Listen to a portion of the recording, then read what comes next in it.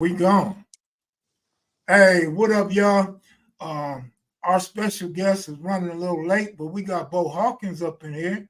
Hey, how y'all doing? And we're gonna go ahead and get started without Benoit, man. He's on black man time, He'll be late to his own funeral. Man, But we what's up with you, Bo, man? Tell everybody a little something about yourself and okay, ain't no problem with that. Hey, my name is it's Kenneth Hawkins, but everybody calls me Bo. My stage name is Big Bad Bo. I do stand-up comedy. I've been doing Kev Mac since he was a little boy. We went to the same elementary school together. My life story is I was an athlete, played high school football, high school baseball, college football, college baseball, and then I got on the wrong path and got on drugs. But I've been clean off of that shit for 22 years. God is good. Brought my life back full circle. So I'm just here trying to, share my story, and maybe my story could help someone. And that's what Kevin gave me the opportunity to come on the show. Bo, I never knew you did drugs, man. Man, it was a long time ago, and I kind of, I was out there, but I kept it. I was on crack, and but I kept it. I kept myself together as much as possible, but it did get out. But you're a little younger than me. By the time you was really up there, I was already off. All right. So how'd you get into comedy? You know what? I had so I don't know if you know, I went to prison as well. So I got out of prison. This is like in 2002. And I got out of prison, and then I was working construction, but it was in and out, seasonal, wasn't really making any money. And a friend of mine was telling me I was funny and he could get me at the comedy store in Hollywood. And I told him, man, if you get me there, then you could be my manager. And that's how it went, man. He got me at the first time I did comedy was at the comedy store in Hollywood in the main room, and it was Chris Spencer's show. But he wasn't there, but I lied and told him that he told me that I could get on the show. But it was all a lie. He never said that. He didn't even know who I was. But my boy knew Chris Spencer. But I told Chris this story, and he thought it was hilarious. And the guy, his name was Joe Fox. He was the host of the show. And I just punked him out. Joe, I didn't mean to say, but yeah, I kind of did. And and he put me on the show, man. And I was horrible. I didn't understand the ideology of comedy. I went up there and tried to make up some stories and make up some shit never happened. And it was just a bunch of bullshit. And I got off stage and I knew I was fucked up because all the comics was walking up to me going, hey, don't worry about it, man. You'll do better. You'll do better. So I'm like, that must have been terrible. And there's one guy, I'll tell his name. His name is Andre Bailey. He told me, man, you should go up there and tell your story. Just tell the truth. And I've been doing it ever since. And I've been to the world's famous comedy store in Hollywood, the comedy store in La Jolla, the comedy store, the Laugh Factory in San Diego, the Laugh Factory in Hollywood, the Improv in Hollywood. I just been all over comedy. It took me all over, and I met so many people, and just telling my story, the real truth. Hey, it's all right because that's like YouTube content creators, man. They first come on here and they just lie about everything. So props to you, man, for getting it straight. And some people are, they gravitate toward the truth, man, because they know they can trust you. Do you know this guy named Edmund Chateau, man, talking about Bobo, I'm proud of you? Yes. You know Edmund Chateau? Of course I know him. He stay on the other side of Hey, that's my boy, Edmund Chateau. We went to, is he on the line now? Yeah, he just said. What up, Edmund, baby? So me and Edmund, we went to 54th Street School together, Webster Junior High School together, and Palisades High School together, and played football together. Me and Edmund Chateau, I've been knowing him so long, I cannot remember not knowing him. That's how long I've been knowing Edmund Chateau. I don't remember when I didn't know him. I'm talking about real sandbox friends. Yeah. And you know my brother, right? Hey, man, let me tell you something. Can I tell you the story? Tell me whatever you want to tell me. But I'm not going to say his last name, but his brother Lamont, he always like a tough guy. Me and Lamont was friends. We still are friends. But in elementary school, it was Lamont, Kenny, I ain't going to say nobody's last name. It was about four of us that was homeboys. And we was the tough guy. I wasn't tough. I just act like I was tough. And I hung out with all the tough guys. But I was not, I got whoopings, was crying. I was not a tough guy. But all the tough guys was my friends. Me and Lamont, we were playing basketball one day. I told Kevin a story. I would never forget this situation. So we was always playing basketball. Me and Lamont, we playing basketball one-on-one, me and Lamont. And one day, Lamont just socked me. Boom! Out of nowhere. I was like in the 4th grade. He socked me. And me and Lamont was fighting. And I swear for Lord, it felt like I was fighting for my life. I thought he was gonna kill me. He was punching me and making noises. Growling that shit, man. I'm telling you. Every time he hit me, he meant business. Miss Van Loo, rest in peace. She was like the playground director that was there for years. Like everybody knew Miss Van Loo.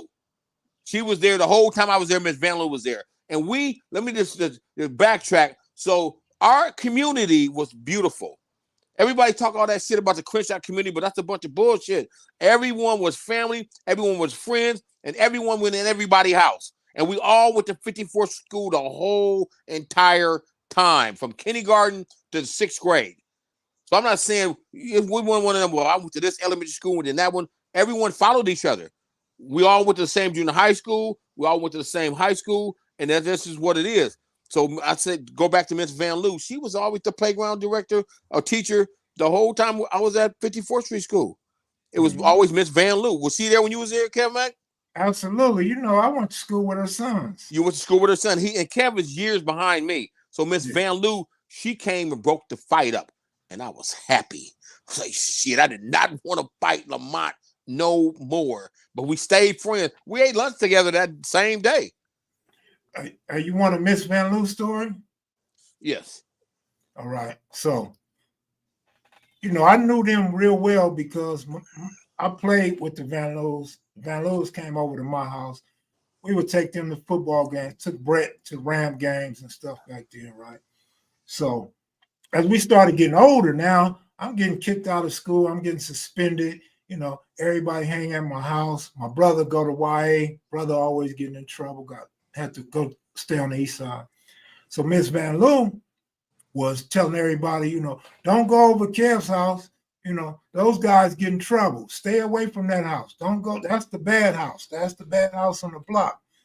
And so now I get to Crenshaw High School, 12th grade, 1984. And I got graphic arts. The teacher was Mr. Johns.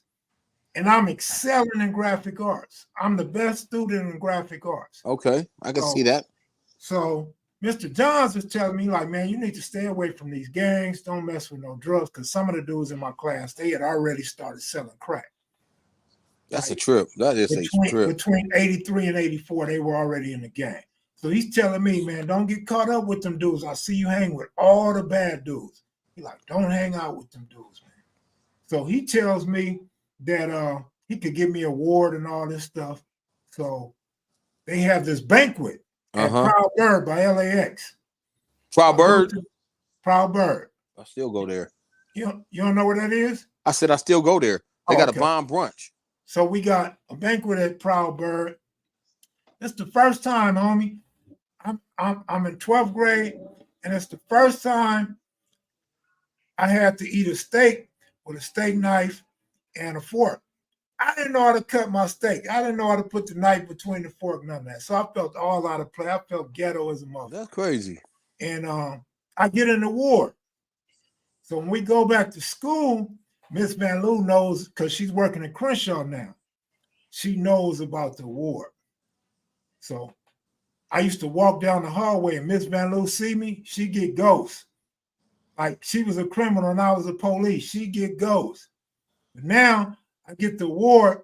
I'm walking past the principal's office and I see Miss Van Loo. And she said, everybody, this is my nephew. Oh, I love him so much. I love him. Because she knew I got that award and everybody was paying attention to me now. Like, who's this Cam dude? You know what I'm saying? And she, oh man, that was a funny moment. Hey, you know what? Yeah. It's a trip. I didn't mean to cut you, but it's a trip. I never looked at you like that. I promise you, I never looked at you as a bad guy, because that neighborhood, to me, it was like an anointed neighborhood. I wasn't afraid of anyone. I would not like I said, I was not a tough guy. Kevin, no, I was always a jokester, laughing, playing sports, having dogs, riding skateboards. The neighborhood was never like that to me. It was never like a. I never looked at you like that. Your brother was a different story, but I never looked at you like that. When I found out you was doing, I couldn't like, Kevin, I couldn't believe it. Could not believe it. Well, Because every time I see you, you so mannerable and so much respect. The last time I seen you, we were at Lewis Barbershop, and you were so cool. Like this dude. I don't even. You don't even drink? Do you drink? yeah, I drink. I haven't been drinking lately, but yeah, I drink, man. You know, back then, who didn't drink Sacco and gin, man? That was the only way you could take a girl to Snooty Fox or the Comfort Inn, man. You had to have some Sacco and gin so you could last a while. Yeah, I man. think Al's trying to come in. Al, are you talking to us, man? Al, What's you up? talking to yourself? Are you singing? What you doing, Al? I want to be behind the. Al, are you talking to us? Can't even hear you talking, Al. He Can might y'all be see? on the Can y'all phone. see Alan? Can y'all see Alan? He might be on the phone. Let me take him back out. Al, Okay. was you talking to us? Let me remove him. Okay. All right, So Bo, yeah, I really was a nice guy, man. I was a I good thought you kid. was, man. I was a good kid. I got good grades, you know what I'm saying? But Bo, just think about it. I got an older brother before he got kicked out the house. You know I was running behind all y'all, man. I'm the little pup trying to see what the older one. Remember Rod Singleton? Yes, I remember. What? Who don't? Michael Johnson?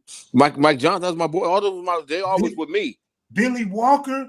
Man, They always with me. They older than you. yeah, they older than me. That's my point. I'm running behind them, and they used to be like, "Man, we too old, man. Stay away from us." Man. Yeah, you was always running. Your brother, Lamont. Yeah, Boy, look, he had the most respect. Him and all. I'm not gonna say names, but that neighborhood is legendary with the business. If you yeah. want in, but there's some look at you got your own podcast. There's some stars that came out of that neighborhood. And then you got to remember, right? Squally, you know, Boo Vernon, That's his my older boy. brother, Squally D. I'm always at Vernon House, especially when my brother left the neighborhood. I was That was his always homeboy. over there. Exactly.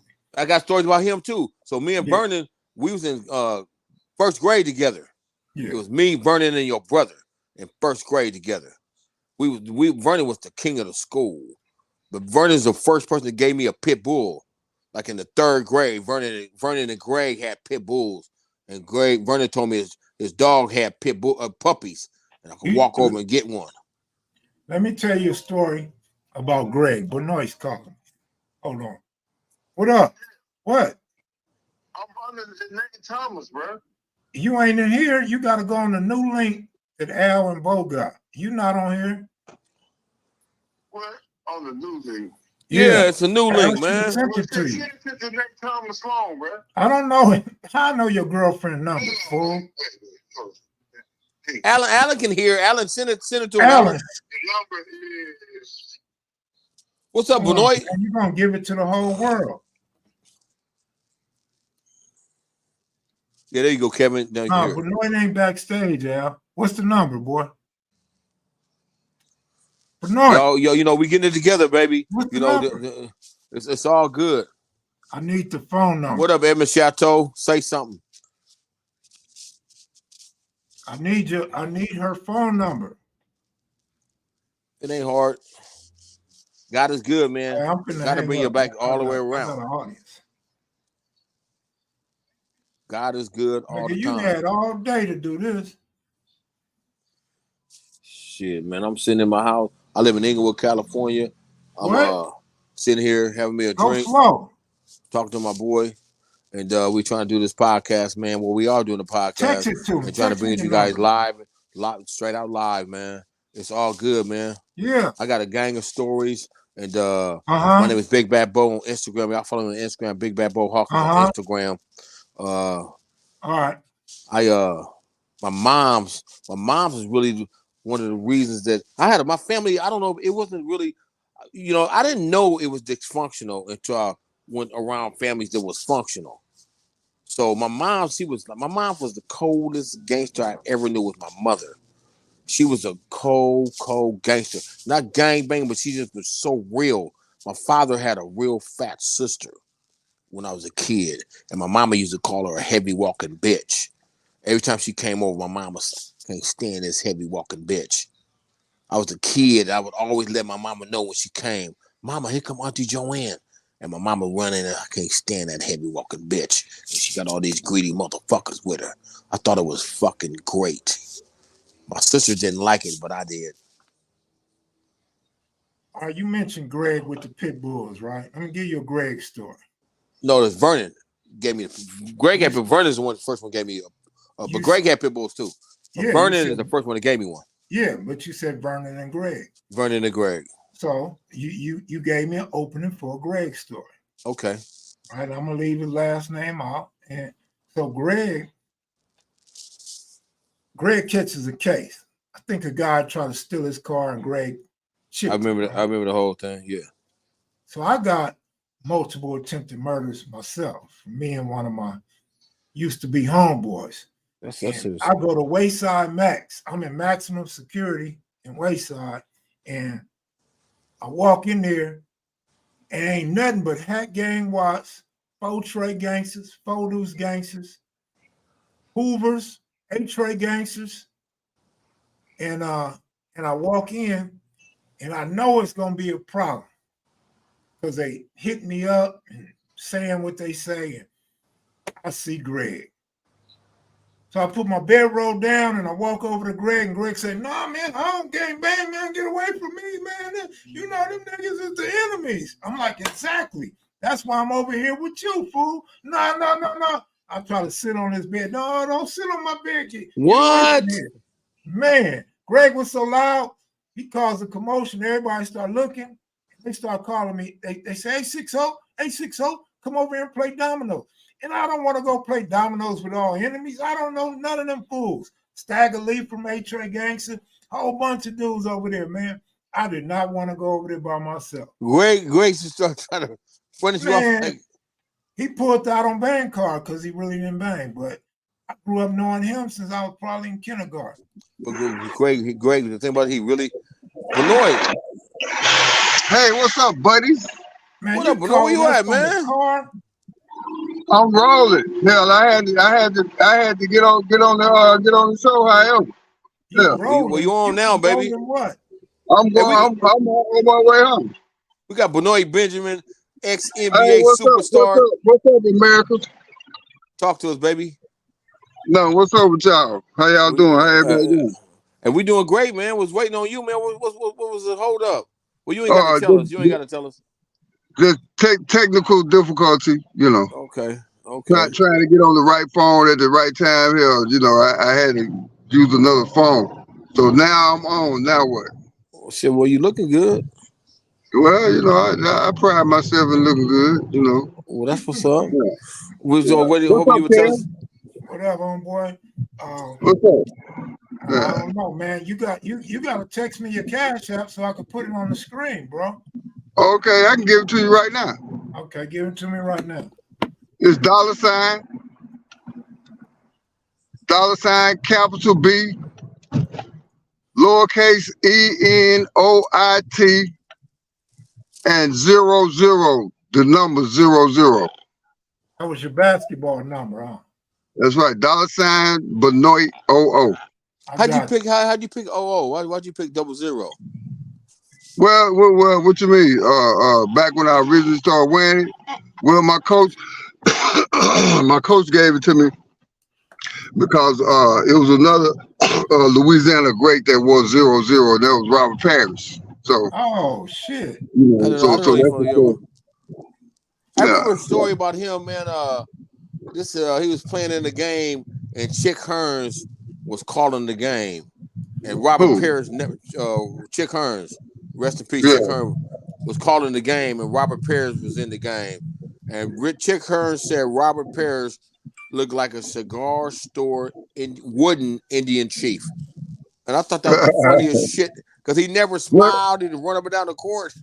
Well, that's his nickname, the Chief. So, you know, that's what Robert Parrish's nickname is, the Chief. So you never got to play against him? Oh yeah, I played against all those cats, man. Yeah, absolutely. Mm-hmm. How was it playing against him? How was it? Well, it was all good because you know that was when the real NBA players was playing when I played. You know, they got I would agree with that. these pussyfoots, that you know they can't do half the things that we endured. You know.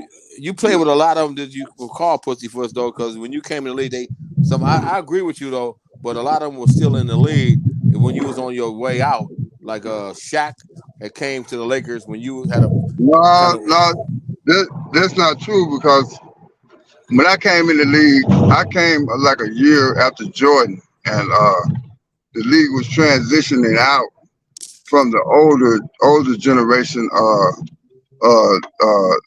making way for the new generation to come in. Jordan, and when you talk about passing the proverbial torch, when Magic and Bird and them, Jordan was a new kid on the block, so I did get a chance to play against Dr. J and Magic Bird, some of the old heads, Robert Parrish, Zeke, Isaiah, Dominique, all them cats was coming in, Spud Webb, Charles Barkley, Robinson, That's a Elijah trip, Wan, Benoit. don't leave him out, please. Y'all don't sleep on Benoit Benjamin, but he was great. That's a trip how you played against all them fucking players, man. There was big forces in the lead. Yeah. Well, I held my own against all of them, so Yeah. I looked at your highlights. You can Google me and check my stats out. So Okay, hold on real quick. You want us to Google you? Let me Google you real quick. Yeah, Google me. That's right. Google me. That's right. Overload the right side. Bring Benjamin over on the back. Pick and roll. Benjamin. And on the miss, gets it back, tips it in. He has the ability to score. He's got quiet quickness and explosiveness off the ground. Benjamin trying to stay with Big Ben, and they finally get him another hoop. He's got 8 in the ball game, 4 here in the quarter. 8 is 3.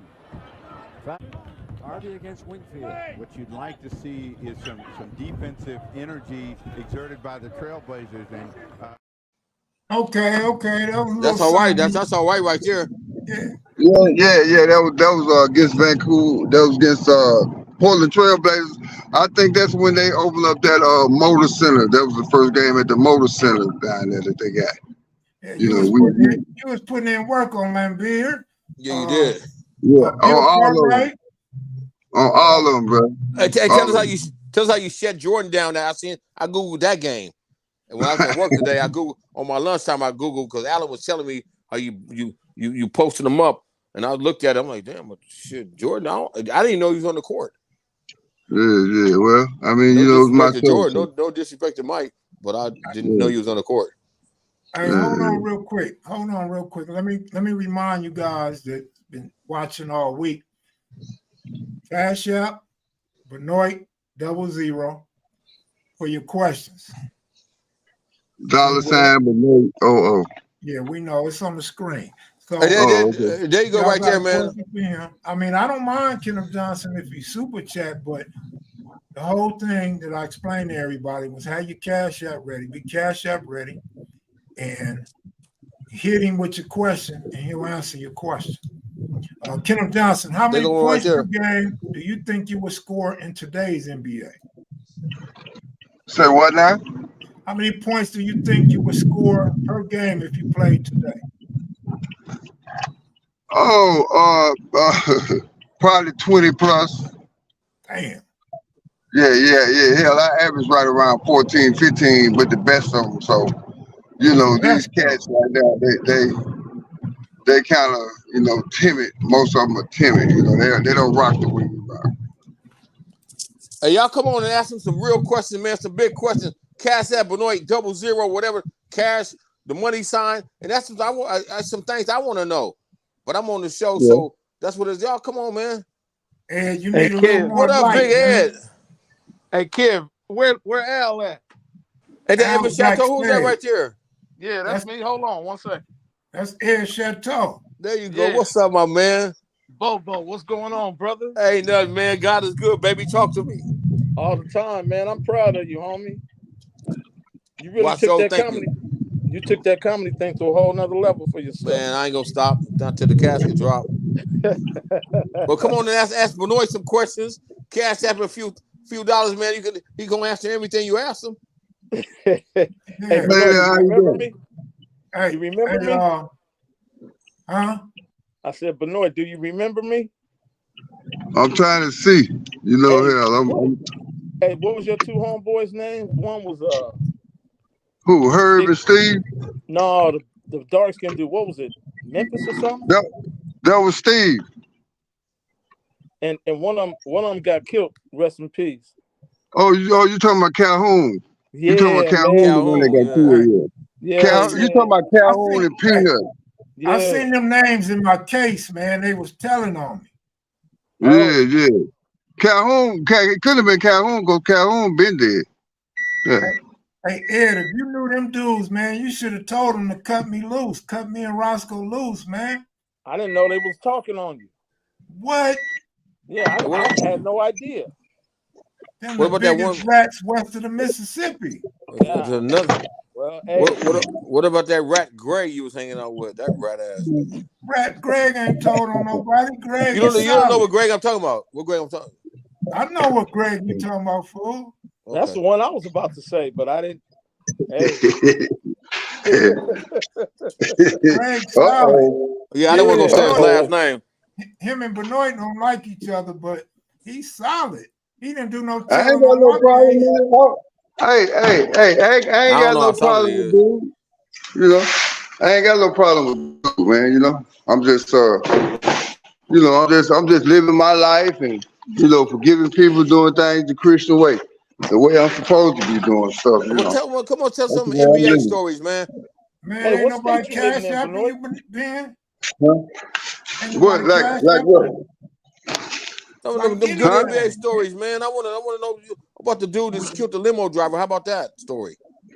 Okay, all right. Everything's But up for negotiation. don't tell that now though. But you know that you was there in the house, so I remember that on the news. Yeah. Mm-hmm. Hey, what How many state So you in? times you got robbed in LA, Ben? what up, Edmund, baby?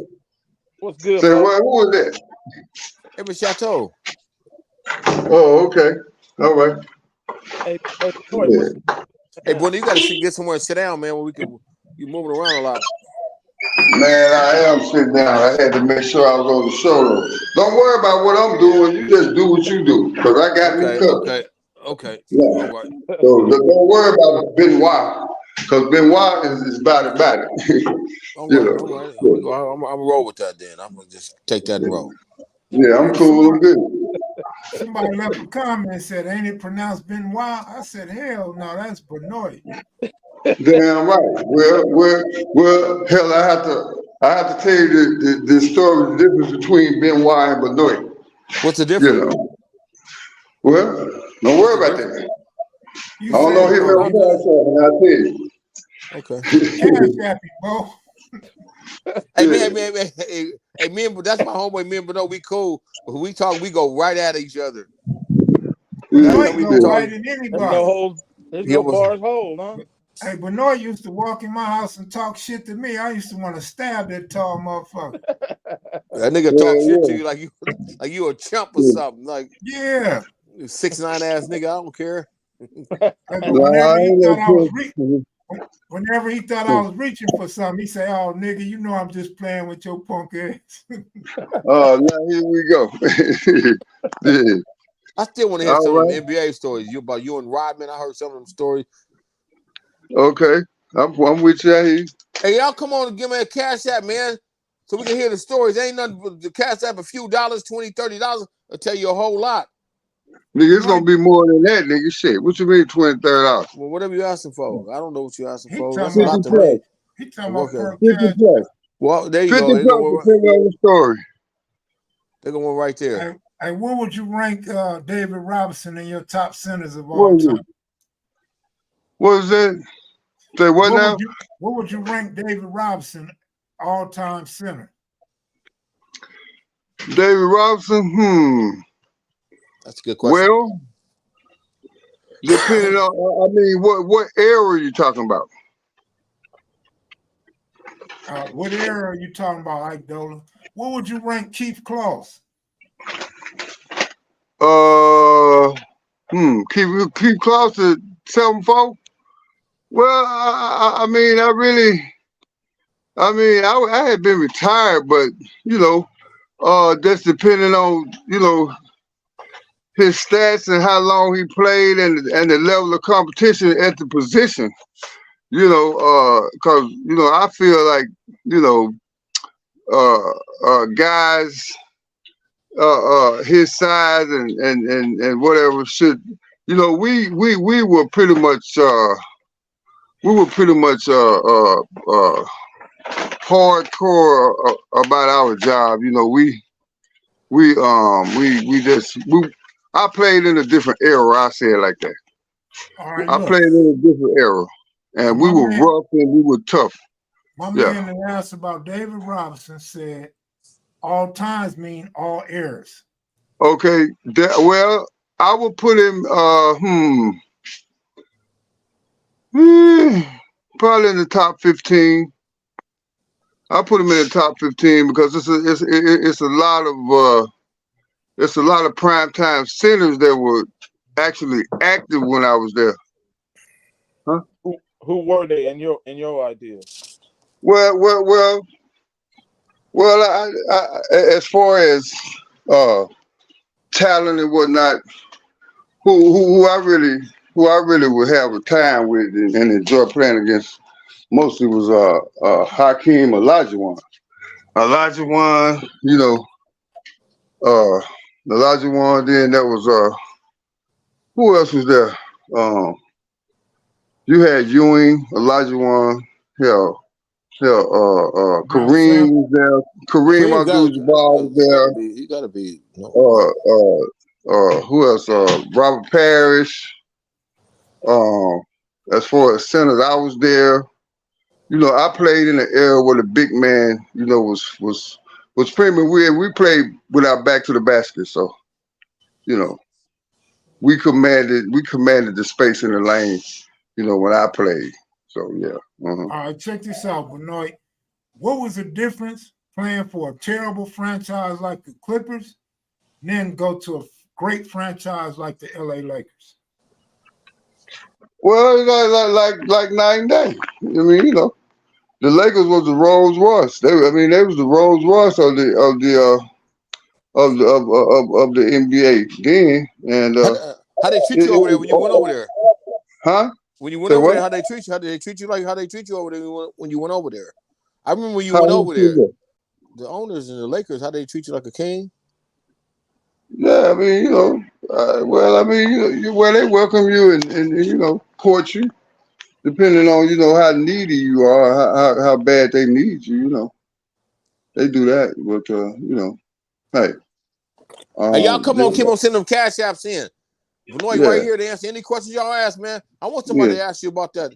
It just ain't no basketball, but the limo driver. I really want to know what happened. Well, that's gonna cost. I mean, that's gonna cost. Y'all come on, man. Because I haven't actually ever said anything with regards to that. You know what I'm saying? No, you haven't. But I know you know. I know you know what's up. Yeah. Oh, absolutely. Speak on that, bro. Yeah, I know. Speak on that shit, dude. That motherfucker got off. Mm-hmm. Man, I know y'all wanted to know about Jason Williams. Y'all want to know about his people getting robbed in his joint. Y'all want to know how me and Benoit hooked up. How did we become friends? All that. Y'all ain't cash apping this dude to ask. Come on, cash app that shit. I want to know. I swear to God, I said, how the fuck Kev Mac beat Benoit? This nigga, I don't see how y'all. Now he on the same. I mean, I don't fuck how that happened. I really want to know how did this shit happen, and they not gonna say it. But how does y'all meet each other? This nigga 6'11", you 5'3". Y'all ain't even supposed to know each other. Hey, Bo. Unfortunately, me and Kev Mac met him under the same circumstances. That's crazy, dude. That's just a crazy. And Benoit is much loved, though. I was like, he's the nicest guy you want to meet. Man, but look, your ass stay getting robbed by motherfuckers. Hey, look, man. He's a gentle giant. Yeah. Gentle giant, man. Sure. Don't let it fool you. My thing is, keep myself out of trouble. Because I got kids and grandkids and I want to see what they become. That's my thing. God always had his hands on you, man. you're a good guy, and I ain't finna preach, but the Bible say the things we want to do, we can't do, but the things I don't want to do, I do. I was smoked the fuck out stealing Lunchables. Didn't have a dime. Evan know the story. That's what he say he proud of me because where I came from and then what I did. But God brought my life back full circle. I'm fine as fuck. Absolutely. But and I'm doing this comedy. You know what, Bo? Mm-hmm. Man, the motherfuckers that change up on you was never really your friend, homie. No, they not. Doing they fickle, man. If a nigga sheds you off, he ain't shit. Hey, how much for the robbery story? Somebody saying how much for the robbery story? How much for the robbery story? Yeah, you got robbed a gang of times, so you pick one. Which robbery?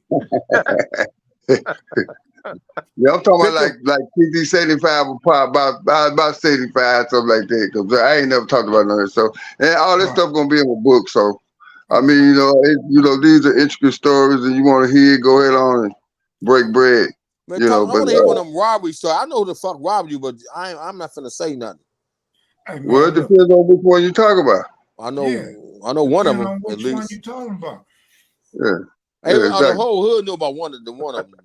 Everybody exactly. You want to know about Carmack robbery in Benoit's house? I would go say that, but yeah. $75. Yeah, that's the one I know about. Why? Who want to hear what? When Carmack robbed you in your fucking house, and the motherfucker. I wasn't even in town. He ain't robbed me. Shit. Well, he robbed your house. Well, it is so what? See, if you're gonna tell it for free, nigga, go on. No, don't tell it. Don't say nothing else. Don't say nothing else, because it's a cold ass story though. But this would all of them cold. Shit. This what I want everybody to understand. Tell him how much for the robbery story, Benoit. Say something. Tell us I told him 35. Yeah. Come on, man. Give him that 35. Yeah. Give it who? Y'all piece up. Y'all piece up. I give it to you. I give it to you for 25. No, I give it to you for 50. They go less than $25. Yeah, well, I ain't talking about that. He need to come on with something else. Okay. So, want to talk about that. Yeah, I'll talk about it. But hell, I got my price too now. We'll talk about somebody you smoke crack with. I'll tell you, I smoked this shit too, but everybody I smoke with ain't nobody. I can tell you a story. Let me tell you the story when I was smoking. So I grew up in the 60s hood. I wasn't a gangbanger, but that's the hood I grew up in. So I used to go to A Trade neighborhood and tell the niggas name. My name is Mike, and I'm from San Diego. I was smoking. So I'm going on 79th and Western. So that's all trades right there. It's like 1 o'clock, 1:30 in the morning. And I had to walk up some stairs to go to the dude's house apartment to buy the dope, but he would always let you inside. So when I get up there, I see a dude on the outside of the door, and he don't let him in. And they talking, and the motherfucker shot him. Boom, shot him. And he ran down the steps with all the dope, ran past me. So I started chasing this motherfucker, and I'm chasing. I chased this motherfucker all the way in the fucking alley. But I can't catch him. He getting away. And I finally stopped and said, hey, sell me a dub. Sell me a dub. All I wanted was some dope. I just swapped the motherfucker to get shot. Yeah. All I wanted was $20 worth of dope.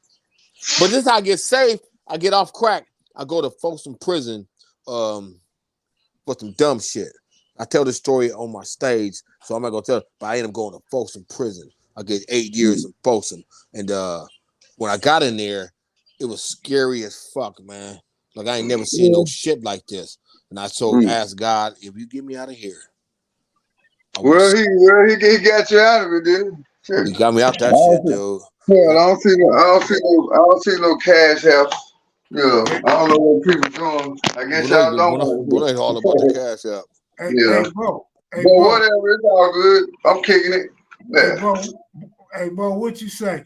God, if you let me out of here, I'll go to Hollywood and tell jokes. If you look, I go to Hollywood and I tell these jokes. Mm-hmm. Man, it was the scariest shit I've ever been in my fucking life. It looked like Dungeons and Dragons. The motherfucker, it was 125 years old when I got the motherfucker. And I'm like, dude, some motherfuckers belong in there. So I don't even want them, man, don't belong because you ain't been there. Yeah, some motherfuckers supposed to be in there. Like, nigga, you did what? Oh, hell to the no. I'm in a motherfucker, Edmund. I'm afraid. I am, and I'm scared of the motherfucker, dude. Like, nigga, this shit ain't real. But it is. Yeah. Yeah, it's real. It feel like you in hell at first, huh, Bo? It feel like you walked into fucking hell, dude. And as soon as I get in the motherfucker, I hear somebody, so you gotta go, you get off the bus and you got a paper jumpsuit on. And when soon you got the bus, the police, a paper jumpsuit, the little jumpsuit, a paper jumpsuit, and the police ripped the jumpsuit off you, and you walk in the motherfucker. As soon as you walk in, almost wore when Jason Williams blew that boy. You know, goddamn, he know what it is. That brand new. That outfit you almost wore when Jason Williams blew that boy head off. I almost did what? Wore a paper jumpsuit. Kev know what it is. Because you ain't been in prison. Because you ain't never been in prison. When you're on the Grey Goose going to prison, you got a paper jumpsuit on and your court papers. Going to no goddamn. I was at the bank. You ain't never been to prison. Hey, but Bo, when you go, they said turn your light on, Bo. What light? What light, man? Both of y'all. I don't know what light to turn on, dude. Yeah, there you go, Benoit. Yeah, well, I had to, yeah. Okay. Yeah, man. Bo, they say they interested in your story, man. They say you funny. Who said that? Yeah. Go over here, turn this motherfucking light on. Okay. Yeah, so y'all see, y'all can y'all see? Yeah. Yeah. Okay, so Trip. I'm gonna tell my motherfucking story. So Trip. So I'm on the bus. I'm on the Grey Goose going to folks in prison. But when I'm on the bus, I'm thinking they're gonna stop at just my prison. I'm gonna get on the Grey Goose and we're gonna write the folks in prison. Wrong. They stopped at every motherfucking prison on the way to prison. And I'm like, well, whatever they stop at next, I'm getting off the motherfucking bus. I'm getting off. I'm tired of this shit. It's the motherfucker driving the bus. And there's another motherfucker in the back of the bus with a shotgun telling everybody shut the fuck up and don't say shit. And I'm thinking to myself, ain't shit to talk about. What the fuck am I gonna talk about? Where you going? Where you gonna be? What did you do? What is your name? But I'm chained next to a Latino dude. This is some real shit. And he got tattoos all over his motherfucking face. The Latino dude's got tattoos all over his fucking face. And all I could think about in my mind was he ain't gonna never get a job when he get out. This nigga got tattoos everywhere. Wow. So Kev, Benoit. Yeah, I'm here. When I get off the bus, the police rip your jumpsuit off. Where's my and you gotta walk inside the goddamn prison butt naked. Still chained. As soon as I get in the motherfucker, I hear a motherfucker say, hey, put that big booty boy in the cell with me. What? And I snatched my whole ass right into my goddamn balls. Like that nigga ain't talking to me. He's talking to another motherfucker. But you know, but the thing about it is, man, sometimes gotta, huh? Did you try to go in the cell with him, Bo? Hell the fuck no, dude. I didn't even look this. I act like I didn't know English. Like I don't know who the fuck this nigga talking. Everybody act like it was some normal shit for a motherfucker to talk like that. Come on, man. We all grew up together. You know, damn well we grew up with manners, and I ain't saying they didn't have manners, but they kind of didn't. Like I'm in the cell. So my cellie was a lifer. This nigga had been in jail for 28 motherfucking years. He had been in the cell for 10 years. And as soon as I get in the cell, he tell me all the shit I can't do in the cell. I can't do this, I can't do that, and I can't do this. But one of the motherfuckers told me every time I take a piss, I'm supposed to mop the cell floor. Cornell Crockett said, shut up, fool. Cornell, baby. So this nigga told me I'm supposed to mop the floor. And I'm like, well, ain't no mopping here, and fuck you. Boom, right in my fucking jaw. This nigga hit me right in the goddamn jaw. Oh, so I jumped back on this motherfucker. I said, hey, man, look, dude, hey, where you even start mopping at? I can mop over here because I don't want you to slip and fall and hurt your goddamn self. Prison life is like, so God will put you in positions to save your own motherfucking life. So the Bible says God didn't give you nothing you can't handle. You just got to handle it. So prison did save my life off of that shit, man, because I could not stop on my own. I just kept going and fucking going and fucking going. Now I got the best job of my life. I ain't gonna say it on camera because I don't know if I can, but my first year I made $87,000 and I didn't have to pull no pistol and I didn't have to rob nobody. God done brought me back to that shit, dude. Robberies was more fun. But look, you got a question, Ben. How did you meet Kev Mack? Ooh, there you go. There we go. How did I meet? They hit the cash out. How did I they meet did. Kev Mack? They did. They I did. met Kev Mack through the hood. That's how I met Kev Mack. Okay, he met Kev Mack through the hood, but he knew. But that's not a good enough answer. You need to tell him everything. Through the hood and getting high, getting drugs, all that shit. But he was a real G. So, you know, hey, we got along. So, you know, he understood what I wanted, and he gave me what I wanted. So me and him, we was cool. What about the robbery, dude? Go and sell that, man. He ain't gonna hurt. He ain't gonna rob you no more. Somebody got a cash app him, man. He ain't never I ain't worried about no robbery.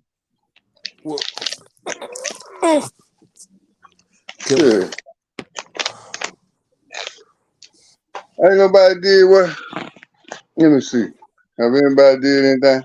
Man, Ain't nobody did roll up a blunt? Huh? You getting ready to roll up a blunt? Nope. Oh. Why? I thought I just seen a blunt in your hand. You did. Get you some business. Nigga, that's what I used to tell you when you knock on my door at 2 in the morning. That's all. Yeah, it wasn't only 2 in the morning. It pretty much was all hey, but don't get it twisted. My nigga is super clean right now. So we all did something. And can't nobody point their finger at no fucking body because everybody did something. Yeah. Everybody in life did something. Yeah, well, you did something too. You did something, Kev Mack. You did something too, Edmund. Yeah. Everybody on this fucking panel that did something. So don't act brand new. But Benoit is super clean, and that's just what it is. This podcast is just to enlighten everyone on the NBA and what we all have been through in our lives. Super clean and smoke me a blunt. They said, Mr. Benoit, check your cash out. My moderator wants you to check your cash out, bro, so you can see the question. All right, let me see. Okay, the cash app states. No, what's the question? Somebody cash app. It's a $60 question. I've seen it too. Why you ain't watching it? No, that was a super chat. Well, ain't nobody cashed at me nothing for the question. All right, nobody cashed that. Won't you ask and just answer one question and just let them bait this? What happened with you and Kevin with the robbery, dude? Can we just know that? Huh? He told you I didn't rob him, man. He wasn't home. Well, you still broke in the house, so. Man, you could ask me some questions about that. Well, Kev Mack about the breaking in the house. Can you do that? No, cash out Ben while we got him. Ben, you and Allen Iverson still tight? Say what now? You still tight with Allen Iverson? Yeah, absolutely. I talked to him the other day. Oh, yeah. How's he doing, man? His money getting ready to come in, huh? Yeah, shit, that boy, he good. Hell, when I talked to him, he was at the casino gambling and said that he had lost $250,000 or something. Yeah. So I told him, I said, must be nice, brother. Hey, man, you should have brought him out here with you, man. Well, I just talked to him. Yeah. Bo, where you go, Bo? Al, you want to come on? I was trying to look for some. Right here, I ain't going nowhere. Playing hide and go seek. No. I was trying to look for. I want Al to come on, so we can talk about one story that happened in high school. Yeah, man, we're gonna have to kick Ben off. Nobody want to talk to Ben, man. Now I see. I was like, wow, that's okay. They lied to me because they want to know about me and you. They want to know how you felt about what went down up there. They want to know what you thought about Michael Jordan and when you. Because he didn't want to say what you think about. Well, I'm still here. We still got time.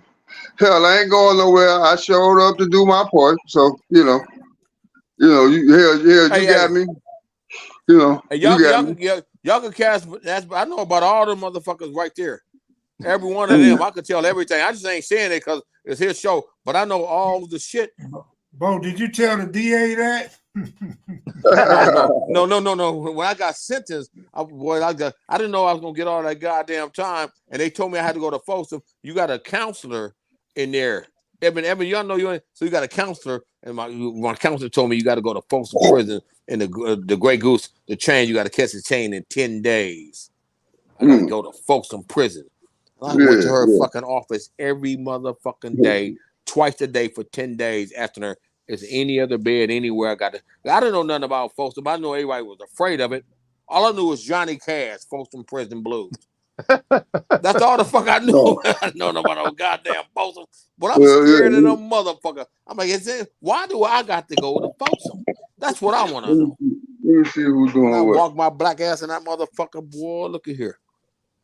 Pep, Scared of Pep said Ben played in my city with the Supersonics. Who? Vincent said ain't nobody paying for no half-ass answer. Well, come on with the answers, man. Who? What else is y'all want? Hey, let me say something to Ben. That's his name, Ben? I don't see nothing going on the cash app. So I mean, you know that. Hey man, read that, Bo. But no, you Say it again, Cam. That's Cornell Crockett. What did he say? What the hell is that? He said you owe him $3,500, nigga. Who is this? Cornell, everybody on the earth owe Cornell some money. Cornell, shut the fuck up. Nobody on you ain't never seen $3,500. Cornell $3,500 for where? Cornell charged me to fix my roof, man. So the water quit coming through the roof. The next day it rained, water was coming through my roof. Hey, I know stories about Cornell too. Cornell, that nigga talk a cool one. Cornell say I owe $3,500, huh? Hey man, Kenneth Johnson say he sent you $10, man. Yeah, whatever. It's all good. Whatever they want to do. And Keith Johnson's mama owned all the elementary schools in LA. And just nigga, you better send some more money. I know him too. Ain't nobody can't get nothing past Big Bad Bo.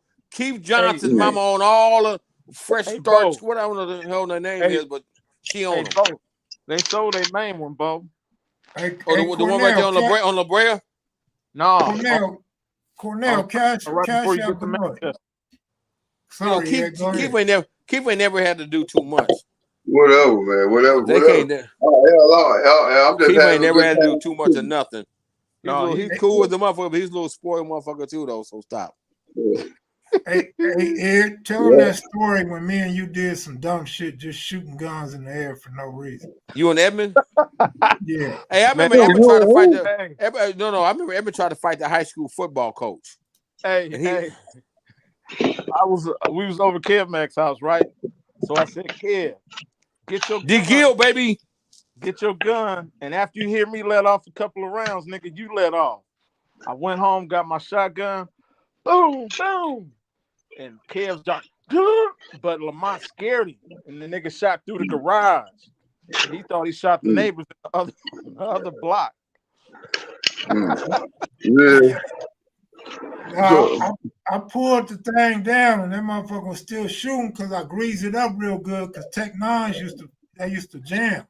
Yeah. Mom walked up behind me simultaneously.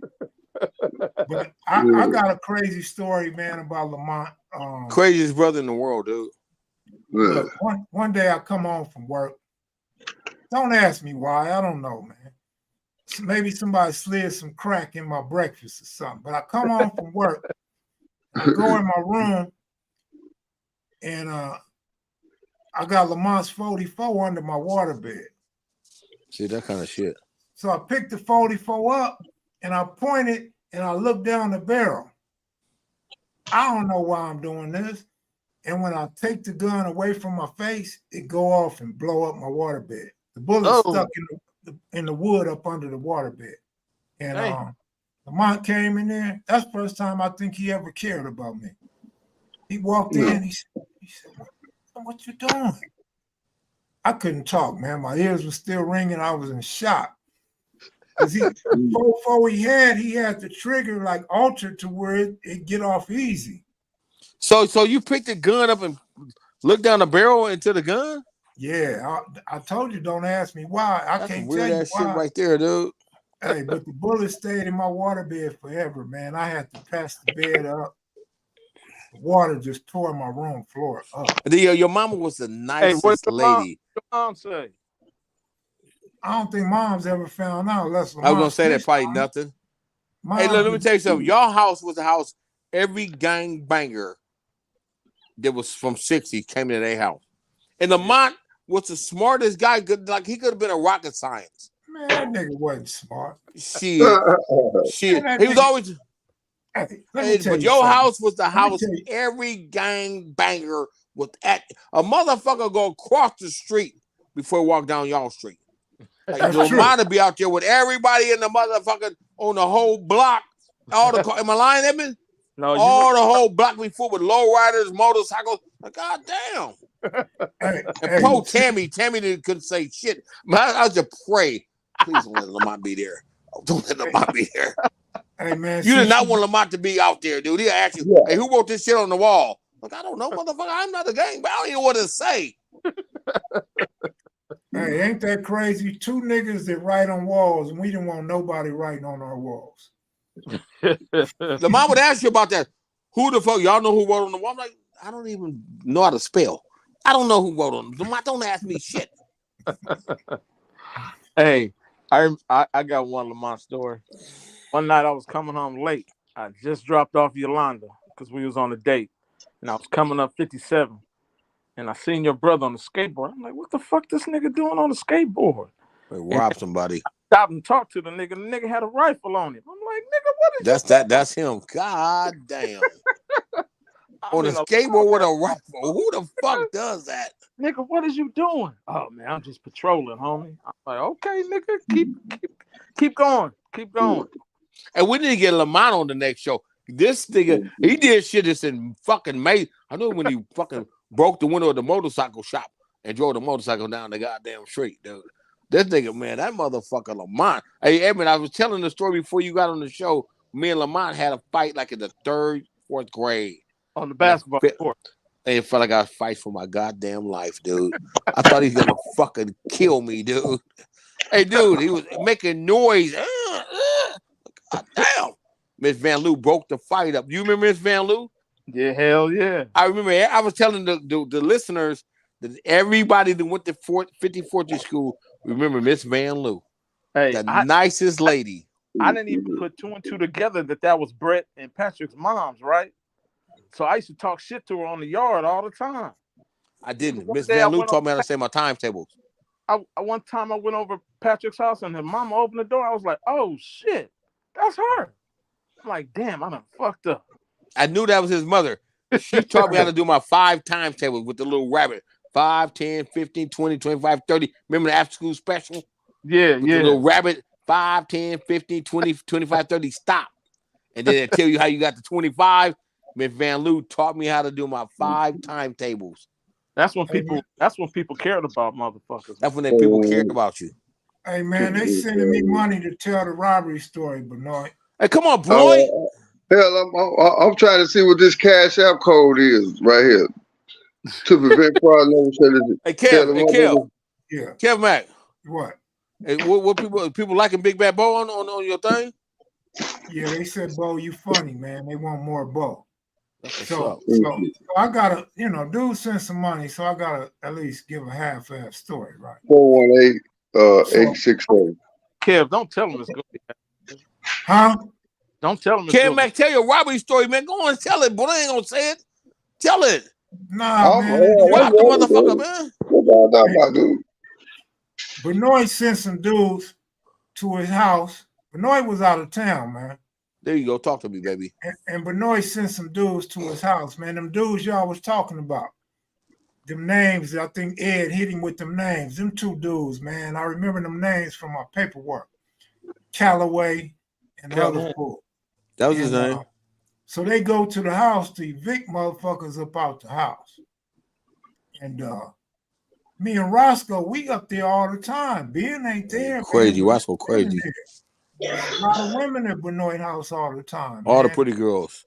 Yeah, man. And you got the movies. Benoit had shit we didn't have yet. He had a $40 million contract. Oh, Benoit nice had $40 ass million. big kitchen. Hey, Bo, you got it. Didn't that man in Folsom tell you can't talk when he talking to cell, nigga? There it is. Okay. Did the nigga let you sit on his bunk or did the nigga tell you better not? Okay, go on, man. Go on. I got you. I mean, I'm just saying, bro. Well, you got it right. You got to be a little more respectful. Okay, my bad. I apologize. No, you good, bro. You a comedian, man. I wanted you to pop back at me. You know what I'm saying? Well, you got pistols and I don't. So, so look, so me and Roscoe, that's like our house, nigga. It was our house. The only thing that didn't belong to us was the deed to the house. It had Benoit name on it. Other than that, that was me and Roscoe and DeAndre. Remember, DeAndre used to be up there. So, man, Roscoe hit me up one day, man. Roscoe come knock on my window. Me. I'm like, who is it? He like, it's me, cuz, it's Skull. And my mother hear us. And my mother like, don't you go out there. It's late at night. Don't you go out there with that boy. She loved Roscoe, but she knew what time it was. So I'm like, what's up? He like, nigga, let's go get these niggas up at Benoit house. I'm like, shit, I ain't got no gun. I had just got out for a gun case. He like, oh, don't worry about it. I got a butter knife. A butter knife?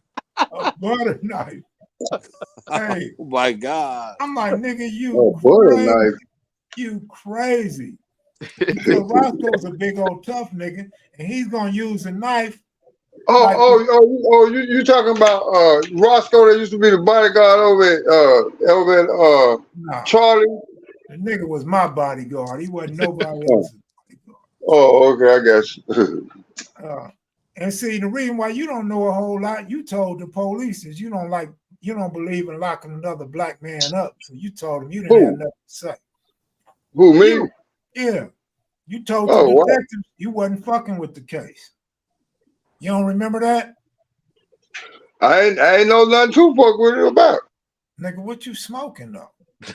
I'm smoking weed, nigga. Nigga, weed with what? That nigga got that weed with weed, nigga. Weed, hey. I'm smoking weed with weed. Shit. Hey, so I make a call. I call one of the older homies, like, nigga, we need that. And, he got a couple of burners. We go over there, and nigga, Roscoe was a big savage dude. And Roscoe just kicks the front door in. We run behind Roscoe. It's like Emmitt Smith running behind the Dallas Cowboys line. And so we run up in there and we go upstairs. We go to the master bedroom, man. And with a butter knife? Listen to me. We called the older homie and he had a couple pistols. You get it? You up the par now, Bo? Yeah, I'm with it. Okay, one of the pistols didn't have no bullets. It didn't even have a clip. So it's just for show. Boy. And this nigga, we get to Benoit room and Roscoe kicked that door in too. Of course, that's easier than the front door. So when he kicked that door in, the one fool, the dark fool, Ed, I forgot his name. Yeah. Not Steve, the other one, I think. Calhoun? I don't know. I don't know the difference, but he had a heroin case back then. So this fool, a heroin case. Mm. You know what I'm talking about. So anyway, the nigga say, wait, hold up. I gotta tell y'all something. We like, what? And he said, I got a gun. And me and Roscoe got on him. Man, Roscoe was a beast. So Roscoe stripped the nigga, throw the pants over there. I grabbed the gun. Roscoe like, hey, give me the gun. You know, Roscoe was like the fucking leader. So Roscoe like, give me the gun. Roscoe tell them niggas, get asshole naked and walk out that back door. Because Ben had a door to his room. Yeah. Outside the door was some big ass Rottweilers. Huh? Well, Benjamin, say something, dude. Well, man, you forgot how to talk, nigga? Say what? You forgot how to talk? No, who me talking? He stopped on when the niggas got in the back of with your dog, Joe. Can you finish the story? That nigga I know I'm on the show. Day uncle was smoking, nigga. Look at this nigga here. Day. That I nigga am okay. All right, bro. Yeah, Kel, what you say now? So how many Rottweilers did you have? I had 3 Rottweilers, man. I had 3 attack Rottweilers. 3 Yeah. attack Rottweilers, and Roscoe made them niggas go out the back door with 3 attack Rottweilers. Yeah, Butt naked, yeah. butt naked. Man, them They- niggas was screaming. They were screaming like a motherfucker. They were screaming. They were screaming, Kel. Did the dogs do anything to him? I don't Huh? know. I don't know what the dogs did, man. I know them niggas ran to the neighbor's asshole naked, though. They ran to the naked asshole naked out. Yeah, they didn't tell you no details. No, bro. I ain't did nobody tell me no details. Damn. So, whatever. I mean, they told me that you know, that they came up in there and stripped them down and took all their jewelry and Rolexes and all that and put them outside. And they was basically shaking and called the police and all that. So, you know, hell, I was in Jersey. You know what I mean? So, you know. And when Scarlett involved in that? The weird ass nigga? Scarlett ain't had nothing to do with it. Scarlett was the one getting kicked out the house. But Yeah, well. Scarlett, That's why he had something to do with it. Because he was the one getting kicked out. I got caught with the jury. yeah. Scarlett had something to do with that. No, how you gonna tell me Scarlett has something to do with Well, I it? didn't say. I said he probably did. I didn't say. Well, he ain't not gonna do anything. No, man, him. he just was in the house. He was a I guess. Edmund don't like that. Edmund, y'all still cool? Oh, man, look, Huh? man, look, yeah. look, man. I ain't When I cool. go to court, I ain't hey, rotten, Ed, let me dude. talk Fuck to him. you, Ed. When I go to court, walking to the court, I see this big old light skinned nigga. That rotten ass nigga, spoiled I'm bitch. like, you bitch, you snitch. Woo woo. Nigga, if this was a poker game, nigga, I lost everything. Who was it? Because the DA beat me. And the DA was like, yeah, he know Greg. He know Greg. But Greg wasn't doing no telling. I just jumped the gun. You know what I'm saying? Because he's in court. But they had him in court because they wanted him to pick us out. They wanted to say that's him, and him. But Greg never did. You Greg, think he did? You think he did? Bo. You think the father was a judge? Bo. He probably all kinds of way to hide his snitching. Bo, you the one that caught a case and was so scared that you jumped on the first deal in arraignment and went to Folsom. I didn't tell him nobody. Neither did Greg. Well, I don't fuck with him, so I could be biased because I really fuck with that dude. So that's just what it is. Hey, Bo, what's your problem with Greg, homie? Yeah. Is he listening? He might be. I don't care if he is. That nigga's like a big fat powder puff to me, dude. Like, you just a bitch ass. Your mom and daddy had no bread. You was always a weenie ass nigga.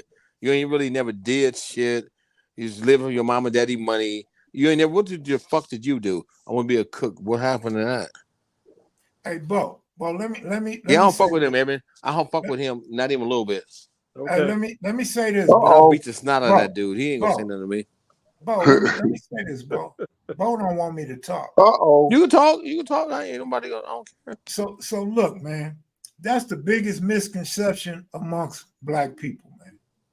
Because you soft and you cook and your daddy and mama take care of you, don't mean you stay solid when your back is against the wall.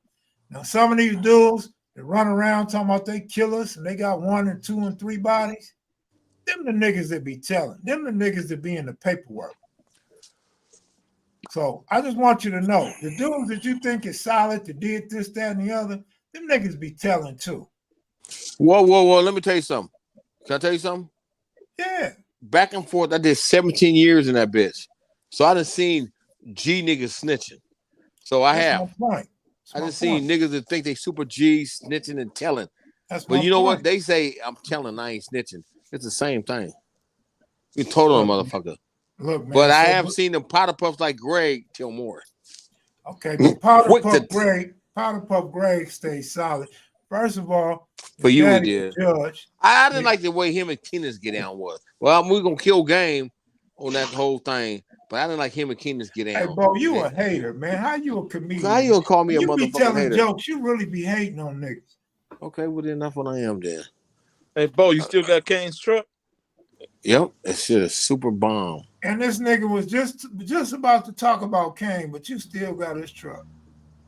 I wasn't talking nothing bad about it. That's my boy, man. Keenan was cool. His birthday's on the 6th, and mine is on the 5th. Man, we straight. Oh, damn.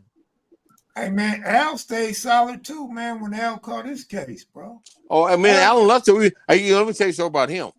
So I met Alan Luster in, I think, junior high school. They said he came from Canada. Yeah. I thought that nigga from, like, England or something, dude. I didn't know. I never heard Canada.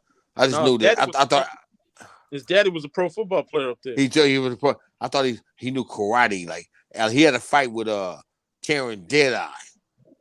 Oh. Him and Alan, they had a fight, and Alan was like, "That motherfucker go fight." I never just seen light skin, red hair. He had red hair. I never seen no shit like that. So Alan got red hair, he light skin. He fought Karen Deadeye. I said, man, that dude from England can fight. I thought he from England. That nigga had white shit. Who was that?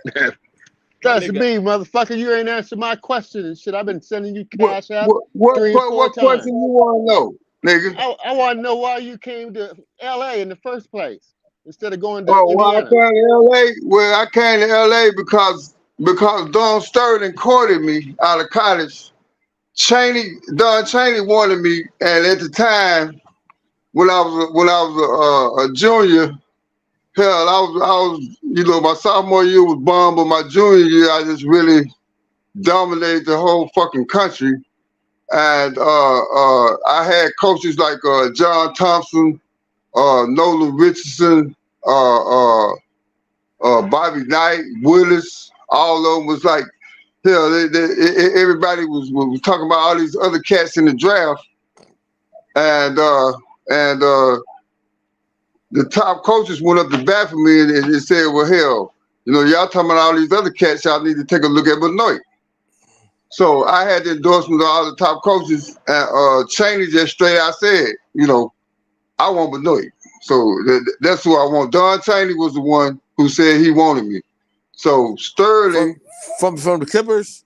Yeah, he was the coach of the Clippers. So Don Sterling, he came and got me in his private jet.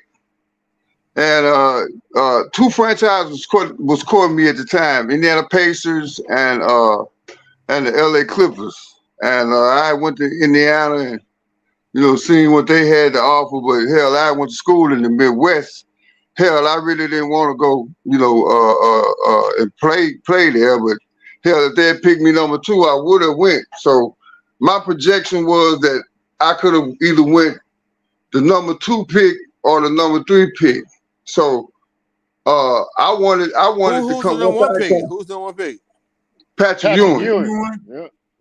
Yeah, Patrick Ewing was number 1, then Wayman Tisdale was 2, and then I was the 3rd pick in the draft. So hell, I wanted to come to LA, and Don Sterling said, okay, what you gonna do? We got $13 million for you. So when he said that, I was like, man, fuck school. And I bounced out. I sold out for the money because, hell, young boy from Monroe, Louisiana, ain't never seen nothing like that. Then once I got to LA, it was a done deal. LA really did it to me. So, So how did all the pretty girls, palm trees and blonde bitches everywhere? I know you went crazy. Man, please, I had to have all of them. Palm trees and blonde I bitches I got to California and lost my damn mind. Shit. Hey, let me ask you, Benoit, you remember Hassani? Yeah, I remember Sonny. Yeah, hell yeah, Sonny. Was that your girlfriend or just a little trick? Just a little something kicking it, that's a hell of a situation. 13 million, nigga, that's a lot. Man, I had so many bras who was ridiculous. Yeah, I had her too, nigga. Money bring bitches and bitches bring lies. I already know you had it. Shit, Hey, it didn't matter. Benoit pulled up in this fresh ass blue Porsche. I'm like, damn, this ball ass nigga. And he get out and he tall as hell. I was scared as a motherfucker. I said, damn. I was ready to get up out the front door, but when he came in the front door, I'm like, oh, this big old soft nigga. This nigga. Oh, I ain't about it, bitch. Nigga, I ain't never been soft, nigga. I tell you what. Bills. No, he Nigga, never I been wasn't soft no though. motherfucking gang guy. I tell you what, I wasn't no gang Bro, guy, you but I gotta wasn't answer no what motherfucking Kevin's pussy. saying. You ain't Even never to been this soft. day, nigga. Even You to ain't this never been day, soft. nigga. Kevin just crazy as fuck. Hey, now, hey, Nigga, you soft, nigga. Nigga, you soft, nigga. No, Shit. Kevin ain't soft. Neither you. You Kevin know just I running ain't his soft. mouth. Many You times take that Man, back, you know Kevin. I know that You nigga take that ain't back. soft. Benoit ain't soft. Kevin is just picking up, packing the gun, toting. Hey, Benoit, Man, you you know ain't I know soft. that nigga ain't soft. Benoit, you ain't soft. You ain't got to address Kevin. You ain't soft. Kevin just a crazy motherfucker, dude. Yeah, you ain't got to tell me. I know that nigga. Come on, man. Shit, yeah. Ain't nothing soft about you, Benoit. Kevin think I'm I know, soft. man. That shit don't bother me because shit, Kevin man. called me soft. And I did Nigga, I 17 years in stand, prison, but nigga. I'm soft. Kevin is a Nigga, I nut. stand. I stand, nigga. I'm 2,000% man. Hey, I stand. Ain't nothing soft about you, Hey, bro. You my I man, man. I saw got someone love for else you, send dude. $60. Did you answer the man's question? He sent you $60 damn dollars. Get a little more Who? details. Ain't nobody Kev, send me no $60. He did. Kev, He super chat. He super Well, chat. well, That's one of my regulars.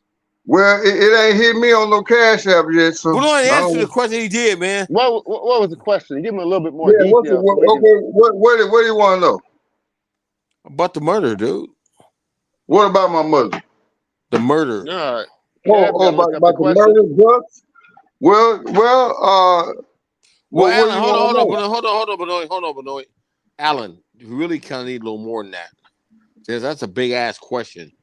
Well, Motherfuckers got set I free. don't think he asked that question. Kev, look up the question. You got to scroll through the chat. I'm not Yeah, sure it's a what question he asked. He has that, Yeah. but Jason Williams. I don't see nowhere where I done got no $60 thing. Yeah, But No, hey, Benoit, he don't answer that question. he sent it through the super chat. But Yeah, let me find it. Hey, Al, while they looking for that question, man, we need to tell them about that story at the when we was in the 12th grade at Palisades and we threw that stick of dynamite in the A building. I was there. Send them through super chat. What's that? What's that? Well, I mean, It wasn't a stick of dynamite. I think it was like a big it was ass. an M80. It was M1000. We used to go Yeah. down to Tijuana and get those M1000s. Yeah. How about you But have me you got a smoke better- with the white boys, Alan, and the He white got said, a guys? better how did you memory than meet me. Kim? $60 said, how did you meet Kim? There Man? you go. That's the And how question. did How I you meet meet Kev, Cal man? Mack? I met Cal Mack in the hood, you know, just being in the streets and, you know, through some friends. You know, he had what I was doing at the time, and, you know, we became cool. So, you know, it was what it was, and he my dog to this day. So, you know, me and Kev Mack got a different type of relationship, man. A lot of people don't know that, man. Kev really solidified his friendship with me, you know, because when I was going through a lot of shit, he was there, man. For me, I know I can't speak for nobody else, but you know, he's an honest motherfucker. He crazy and love them casinos, but shit, he a real nigga, and that's kudos to him. You know, he a real Bo with all you cats, man. Al, all y'all, man, y'all real. And I don't like no fake ass, phony ass nigga that ain't worth for shit. You get the fuck out of my face. And I'll tell you that shit in your motherfucking face. You ain't got to say you heard shit from nobody. Cause if I got something to say to whoever, I'm gonna tell it to you in your fucking face, man to man. That's the way I roll. And that's real with Benoit. Benoit ain't no That's the way lying I ass roll. motherfucker. Benoit tell, and Kevin, that's real about Kevin Mack is a real motherfucker, man. Hey, We I constantly told him talking. last night. Benoit don't bite his tongue for nobody. That nigga will dish you right to your fucking But I want can y'all hear me? Can y'all hear Big Bad Bo? Yeah, Everybody on this speaking over panel, everybody. everybody on this panel, I will kick their motherfucking ass. I want y'all to know that. Good. Well, hell, I'm not. Kev, I don't know what they've been doing, but I ain't seen none on my cash app. So Yeah. maybe I need to switch to Zelle. Hell, Benoit got game, don't he? OG Bam, what up? Shout out to Bam, man. From Huh? Hey, see, Yeah. here's the thing, Benoit. They got super chat, and they sent me a few super chats. Then they got cash out, and I don't know who sent you what. I don't hear Okay. your phone going off, so I don't know if you're getting them or not. Al No, say I'm looking at the thing right here. I'm sitting up here looking at it. Yeah. your cash app might be disabled. Now you might have committed fraud and they canceled you. Yeah. So how can you disable the motherfucker? Whatever. Well, hell, if it's money on the motherfucker, how can I get it? Shit. Show me the screen of your history and your cash app, and I'll show you where the money's at. There's a history. What history? Well, let me see. Man, I don't owe nothing. In the Benoit lower owed right me hand so- corner. Benoit owed me so much money. The who? The history over here in the what? In the lower right hand corner, you got your history button. Press that, and it'll show you all the history of who sent you cash apps. Al Lester, what's up, baby? Discovery. Man, you know it, man. We finally got this thing going and stuff. All I see is all I see is pending, bro. Oh, well, That's somebody probably trying to it. send you Pending what? something then. How much You is might pending? have to fix your cash Ain't app. nothing pending shit. You just said you saw something that said pending. It should tell Well, you I the see the amount. pending thing, but I don't see. I don't see nothing on this motherfucker. But Is your card $22. I updated? only see $22 on here. Is your Okay, card you got information updated? $22. Huh? Well, I said, is your card information updated? Because if your card ain't updated, you ain't gonna get it. Yeah, Al sent me $10 and Keith Johnson sent me 10. okay, so there you got Keith Okay, Johnson so he send you getting 10. it. Okay. Okay. Oh, you Yeah, getting I it? think that's what you on. What was Kenneth Kenneth a good Johnson's dude, question? man. Somebody said 60. Somebody said you got some money on there, dude. What was Matter of Kenneth fact, Johnson's question? I don't he know. didn't have a question. He was just looking out for Ben. I Oh, didn't shit, get well, no. someone make up a question then. He ain't gonna get paid for free. Well, hell, I ain't got the money. So what you talking about? Kenneth Johnson just sent you some You money. just said you got it from Kenneth Johnson. I got $22. Somebody, I thought you said somebody just sent 60. Huh? Hey, somebody want to holler at you, Benoit. All right. Yeah. What's happening, Yeah. old school? Who is that? That's Boss Claus, man. Keith Claus. Oh, what's up, Cliff? How you doing, bro? What's up with you, man? Hey, Nothing, man. What's they up? asked why they say they ain't believe that you can average 25 in today's game. What they don't understand is that I told him 20. I told him 20. 20. I said 20. Yeah. I can average at least 20. Hell yeah. being nice. You just being nice. But look, the 25 Well, I mean, is easy because it's a less physical league and it's not dominated by as many bigs. The same degree of big men, the same quality big men that we had back in the day. Because I played against D-Rob, Akeem, and them as well. You know. Exactly. So yeah, I know that. yeah. So of course it'd be easier for us to dominate in this time and age. Plus, they give us more leeway. They let us get into our bag more. We'd be able to show the things that they handcuffed us on before. You know, people don't know that you had a consistent mid-range game. You know what I mean? Yeah. Because they saw you back to the basket most of the time. Because that's what was asked for you from the coaches. Okay. You know? Oh, But anyway, hey, I'm done. Salute to the chat. And I'm just here to hate on Kev Mack. He ain't shit. Oh, okay. Nah, Kev is solid. For anybody that question that, man, you Global brothers be faith. easy, man. Be blessed. I'm out. All right, Claus. All right, bro. Appreciate you. Let me see. What the hell is this? That was like a Clipper reunion or some shit. What the hell is this? What's this? Pay $55 Global Faith. Who is this? I don't know. Nigga, that's your phone bill. No, that's prison. Your payment, you know. Yeah, you gotta get your cash out fixed, dog. I see, man. Let me see. Forms and decline requests. Review person of the what I need to do? Cash app support. Yeah, do all that. Cash app support. Now what the hell I need to find? Who That's let the him? thing. Oh, Bo, you Listen, can. They came back. I was eating. Cornell Ava won. Chateau. Al, what state you live in, bro? Man, I can't even disclose that, brother. I'm still ducking and dodging. Okay. I always waiting for somebody. I'm in a secret location at the hangar. You want to see what I got going on? Let me show No you. problem. He looked like he got an airplane up in there. Here, one second. I'm about to show you. If that nigga needs to get out of town, he gonna get out real quick. Al probably put that bomb on that plane over there in Al Russia. is Jimmy Hoffa. Damn, nigga, you want? Hey, did I call it or what? Damn, Kev. I could tell, man. That's Al's thing. Shit. Yeah, I know Al look, you guys, he's putting together a fucking airplane himself. God damn. Al was a bad man. Whew. Nigga, that nigga. Hey, scary, bro. Woo! Al ain't no joke. Al, you got to get a license for that type of shit. Yeah, you got to have a A&P mechanics license, a power plant license, which I got.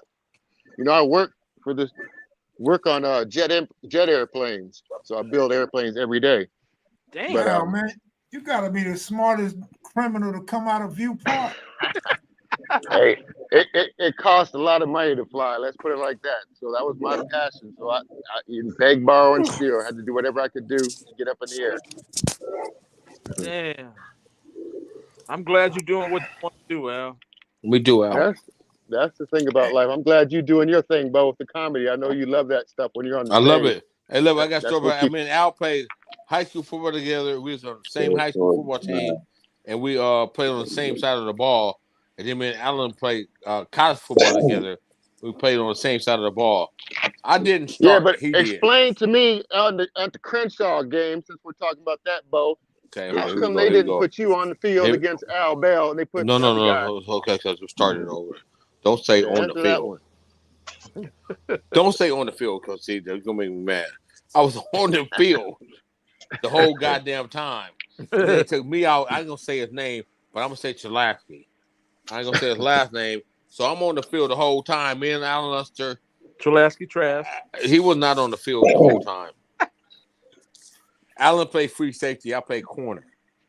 So we win every game. We are league champions.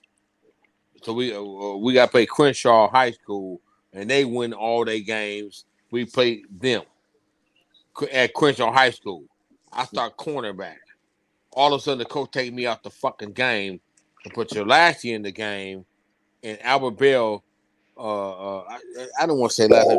We catch a touchdown pass on Chalaski, and everybody in the fucking hood think he caught it on me, but it wasn't me. I was out the fucking game when he caught it. The coach could not stand me. Love Allen. They see. Let me tell you something. Okay, we're gonna go back. I'm gonna tell you what it is. Palisades High School love light-skinned black guys. Oh shit! Here we go. No, I'm tell you what it is, though. They didn't like me. Who? Palisade. They didn't like me. Because your era was over. It was over by. They probably like Al because his daddy played pro ball. No, but Allen was good, man. Allen was good. I ain't gonna front. That nigga was good. Cornell Crocker was good. Yeah, the nigga was good. They were good. Ed Chateau was good. Everybody was scared to get hit by his big old head. And it's crazy. We had so many good football and baseball players in the We should have never went to Palisade. We should have went to Crenshaw High School, dude. Stayed away. Nobody went pro out of us. Hey, Al Bell told us Crenshaw with him. Because you know I went to Crenshaw too, nigga. Fuck Palisade. Exactly. No, I love Palisade, but they were not gonna help the black athletes. Bo, you was too dark to go to Palisade. Oh. What happened? You was too dark to go to Palisade. About 10 years after we graduated. Your ass went there too, though. You went to Palisade too. Like I wasn't dark, fool. Everybody on this fucking podcast went to Palisades High School with the white boys, dude. When Coach North died in Palisades, they found a box full of letters for all the black players back in the day. Oh, shit. And No, all the shit. black players got letters to Coach North, but not. That was a racist ass fucking school, dude. Okay, listen. Let me stop y'all. Okay. Let me stop y'all. Before you start calling somebody racist because they didn't give out letters, nigga, Crenshaw High School coach was black. Coach Womack. Womack wasn't giving out no fucking letters. Well, why all those guys went to big schools then? All of them didn't go to big schools. He probably gave out the letters. Only a select few. Man, there's a gang of players went to Oklahoma, Alabama, Mississippi. Well, nigga, you think nobody from Palisades went pro? Who? Steve Kerr? Only Jay. Yeah, Kerr's one. Steve Kerr and Jay Schrader. Who else? That's it. Derek Strong. Al Bell didn't Al Bell go pro for a little bit? I don't think so. I think he went to Alabama. I don't know that for sure. No, he played for Cleveland. Yeah. He played on the opposite side of Webster. That's 4 right there without doing the research. Victor Height made it to AAA Dodgers. He did. He played. He played for the Astros. Joe Gill played for the Dodgers. Lester Logan played for the Dodgers. Okay, I might could take that back there. Yeah. And what school did but then he played for the Dodgers too. But that's not out of high school. He went to college. I'm asking, what high school did Daryl Gilliam go to? Palisades. Hey, but he was only known because his daddy, though. No, that nigga was bad as a motherfucker. No, he was a good player. No, more than good. That nigga was bad as fuck. I'm not saying he wasn't bad, but he went somewhere because of his daddy. Nah. I can't roll with that. That nigga was fucking great. Daryl Gilliam was a bad motherfucker, dude. He was. Daryl was the shit, bro. That nigga was the shit, dude. In baseball, we talking baseball. In football, he was good too. In football too, he got broke up. But that nigga, Joe was a pure athlete. The one I didn't like was, I hope he listened, Craig motherfucking Austin. First and last night, that nigga was a big bitch. The first, I was off the quarterback. I was off that dude. Like, you a bitch, nigga. You ain't shit. See, I gotta agree with this comment. Every school in Los Angeles Unified School District did that. Held on the kids' letters, man. There's probably some white dudes saying that because that's not true. Well, they did it at Crenshaw. I'm here to tell you. That is not true, dude. I bet you. What's my phone doing, dude? Huh? I bet you that's a white guy make that comment. And every school Benoit. didn't do that. Yeah, what's up? I'm gonna send you a cash. I'm gonna send you a cash app right now, and let me know if you got it. One second. Okay. Issues with cash code. But you better say something, man. Who? Benoit. Yeah, what's up? I'm good. I'm waiting on y'all. Shit, we waiting on you. All right, what you want me to say? We want you. 1 second. Yeah. Black as hell. What did they say? He said he's black. He ain't no white boy. Who? Al? Nah. The dude that made that comment. Okay, all right. Well, then, yeah, I got what, $10 from you, Al. I ain't got nothing from nobody else. Ain't nobody sent nothing. Yeah, you just sent it. Yeah. So you got $32 now with one pendant. I ain't got now penny. Oh, well, you got $32. They never did send the 60 like you said. I never did get that. So Hey, I don't know. Y'all step up the game, man. Ask the dude a good question. He played against Elijah Wan, Michael Jordan. He played against all of them, Barkley, Isaiah, Dominique, Spudwell, Muggsy Bowles, shit, Bird, Parrish, McHale, Man, you the played Bad against Boys, Larry Robin, Bird. now Bill, all them cats, man. Okay, give me your critique on Larry Bird. Was he really the shit, or was he just a dirty? Yes, sir. Bird, Larry, White Larry Bird. Yeah. Talk more shit than the brothers, all right? and will be giving you the business and talking shit. Bird. That's when I played. Bird, you can't get that. You can count that. You know, all that stuff he used to do with the number one, with the 3-point and all that. Man, Bird would be at the game 2 hours before the game started. Shoot.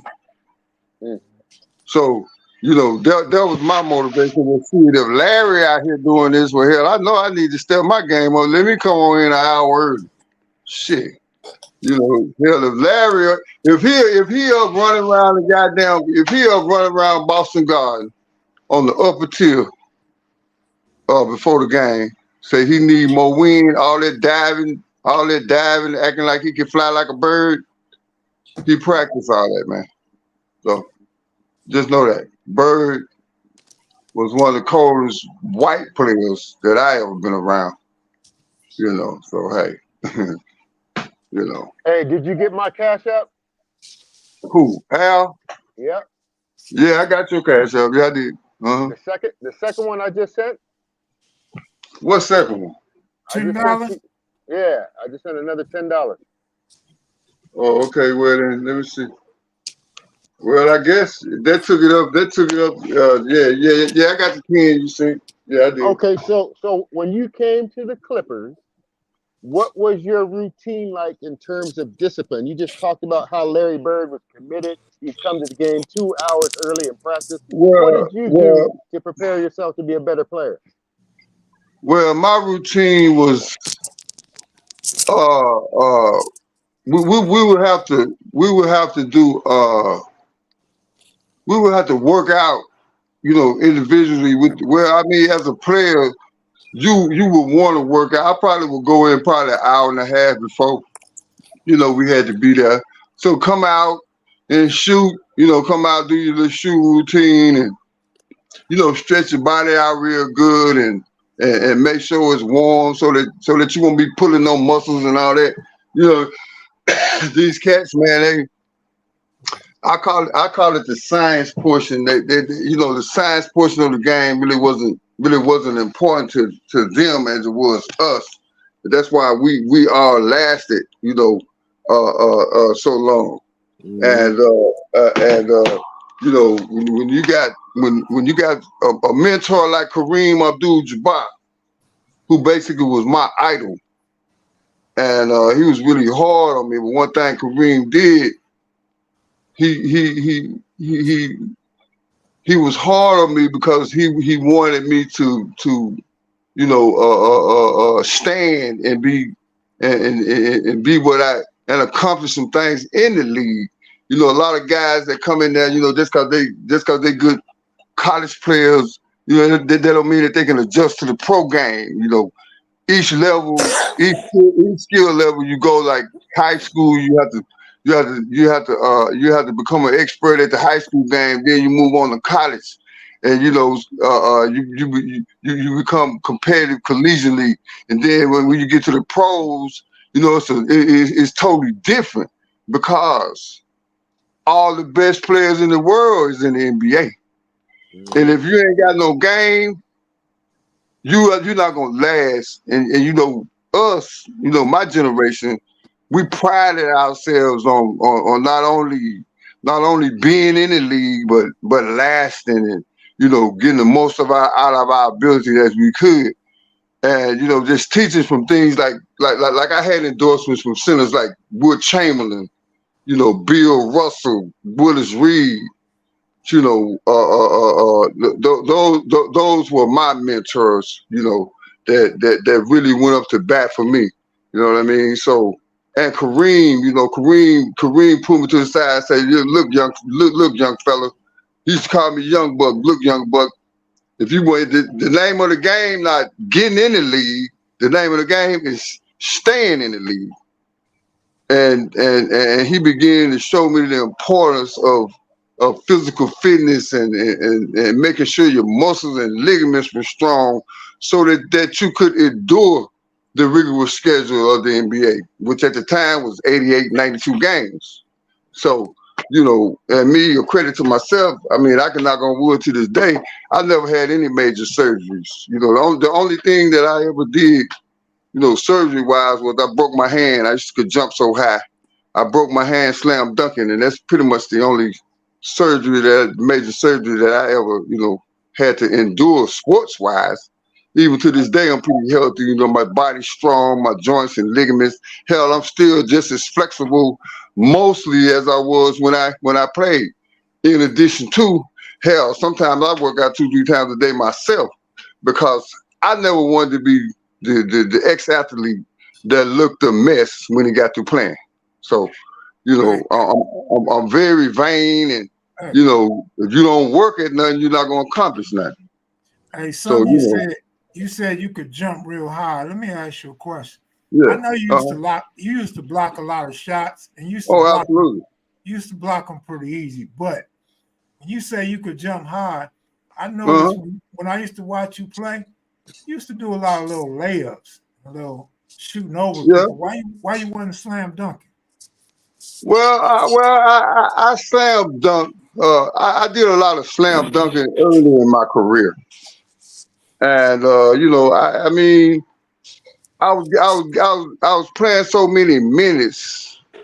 I wasn't the type of player who was a second string player. These people in these organizations here, they wanted their money's worth. So I had to play, and I had to manage my process so that I'd have enough energy. How the hell I did it? God damn it, I don't even know, America. Did you ever have energy? But I did. Ass didn't get back on defense. I got back. Watch the whole season. Listen, somebody gonna listen to me on this panel. I know that.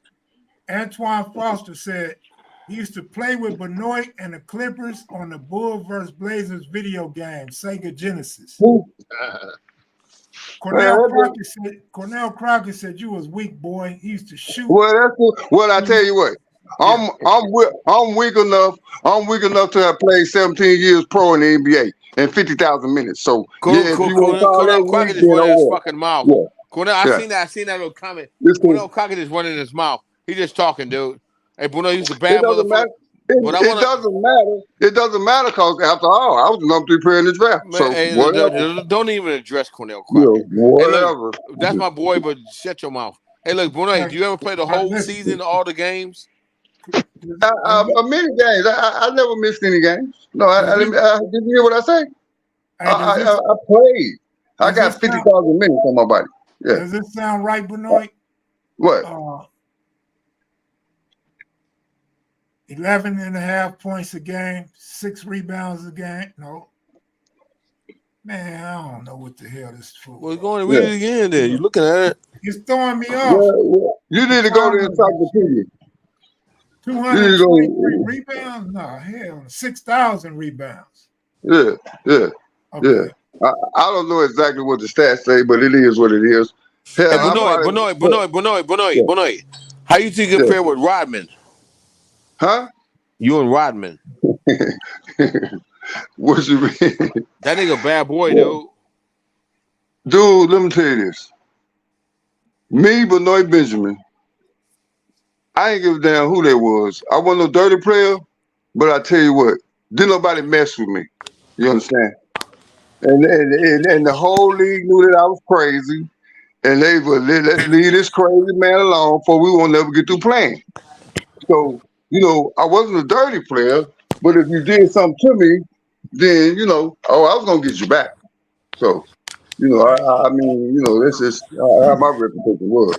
And I was known, and one of my best things I was known for in the NBA was I was a banger. I would bang them, I would crush them, I just run into people just to weaken their body because come fourth quarter, you ain't got no legs. You ever dunk on Michael Jordan, or has Michael ever dunked on you? Yeah, we both done dunked on each other. Absolutely. Yeah. But he ain't never put me on no poster. He came baseline a couple of times, but he ain't embarrassed me like he did you up in the garden. Hell no. No, he didn't embarrass me like that or nothing. No, he didn't do that. Hey, the dude y'all called a white boy, he said he remembered you was always ready for a brawl. He got to give it to you.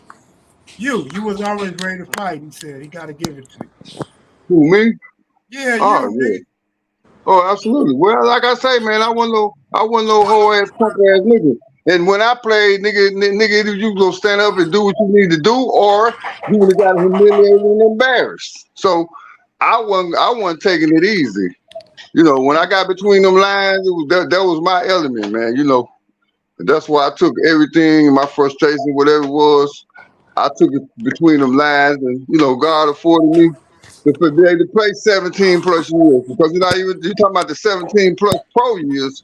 Hell, I played overseas in Puerto Rico and some more stuff too, as well. Yeah.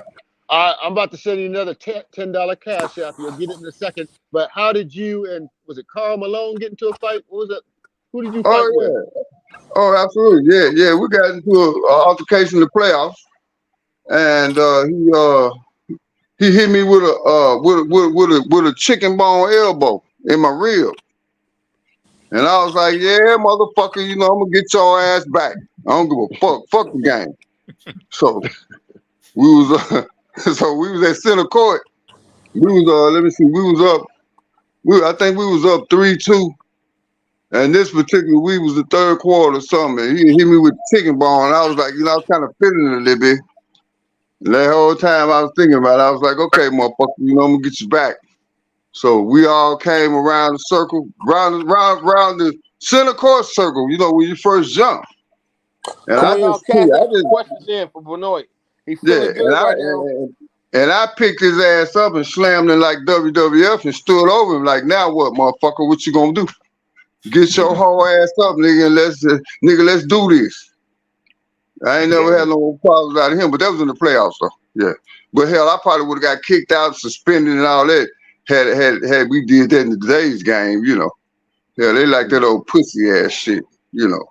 In today's game, yeah, you can't even barely touch a motherfucker now. They didn't suspend you for that? Huh? They didn't suspend you or nothing? They didn't suspend shit. They gave me a tech or something. I think they did that, but they didn't kick me out the game. Dang. No. Nowadays, you get kicked out for breathing too hard. Exactly, cause they some pussy ass niggas. That's why shit. They pussies. Well, some of them all right. You know what I mean, you know. But considering, you know, I'm just a real OG, and they couldn't touch us when we played, because we beat them to death. One thing about it, we beat them to death. So I'm gonna name 3 players. I want you to rank them for me: Michael Jordan, Kobe Bryant, and LeBron James. Well,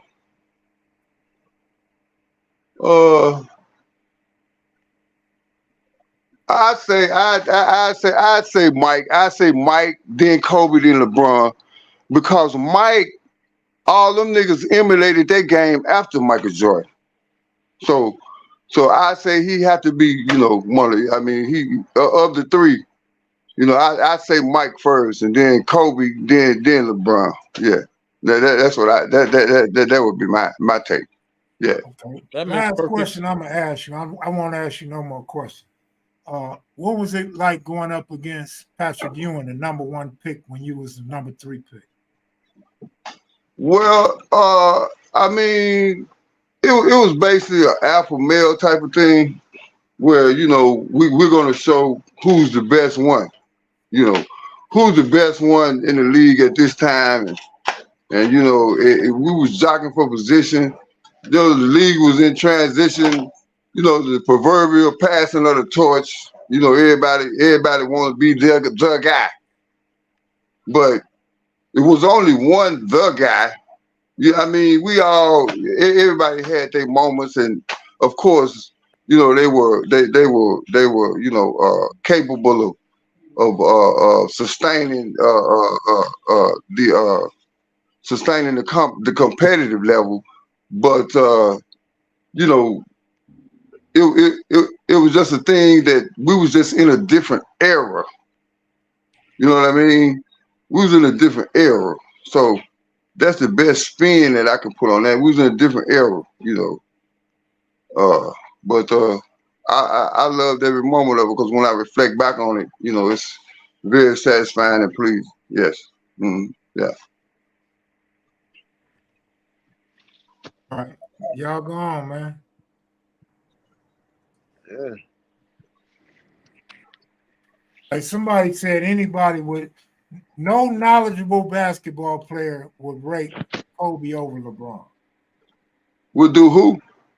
What? Would put Kobe over LeBron. Yeah, hell yeah, absolutely.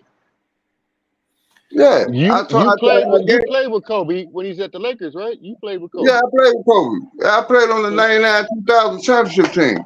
But I'm just telling you, Jordan was he was the head of the snake, and all of them wanted to be like Jordan. That was just the era we was in, for his position, and both of them were pretty basically all of them two guards, and that's the debate. But that's only from the two guard standpoint. But people talk about all this old bullshit, yeah. But they often one thing people need to be reminded of the great Will Chamberlain and Jerry West and all them cats right there, man. Elgin, you know what I mean? Historic Earl of Pearl. Historically, they had a lot of they had a lot of legacy to uphold. And Jordan, he was so acrobatic and athletic that all the guys wanted to emulate. Even to this day, they still want to emulate, some of the moves that Jordan did. And he was the originator with all that stuff. Hang time. After Dr. J. Yeah, Dr. J. Then you got David Thompson. You had some Libras up in there now, Skywalker. Then you had the Iceman, a personal friend of mine, who you couldn't stop him, Yeah.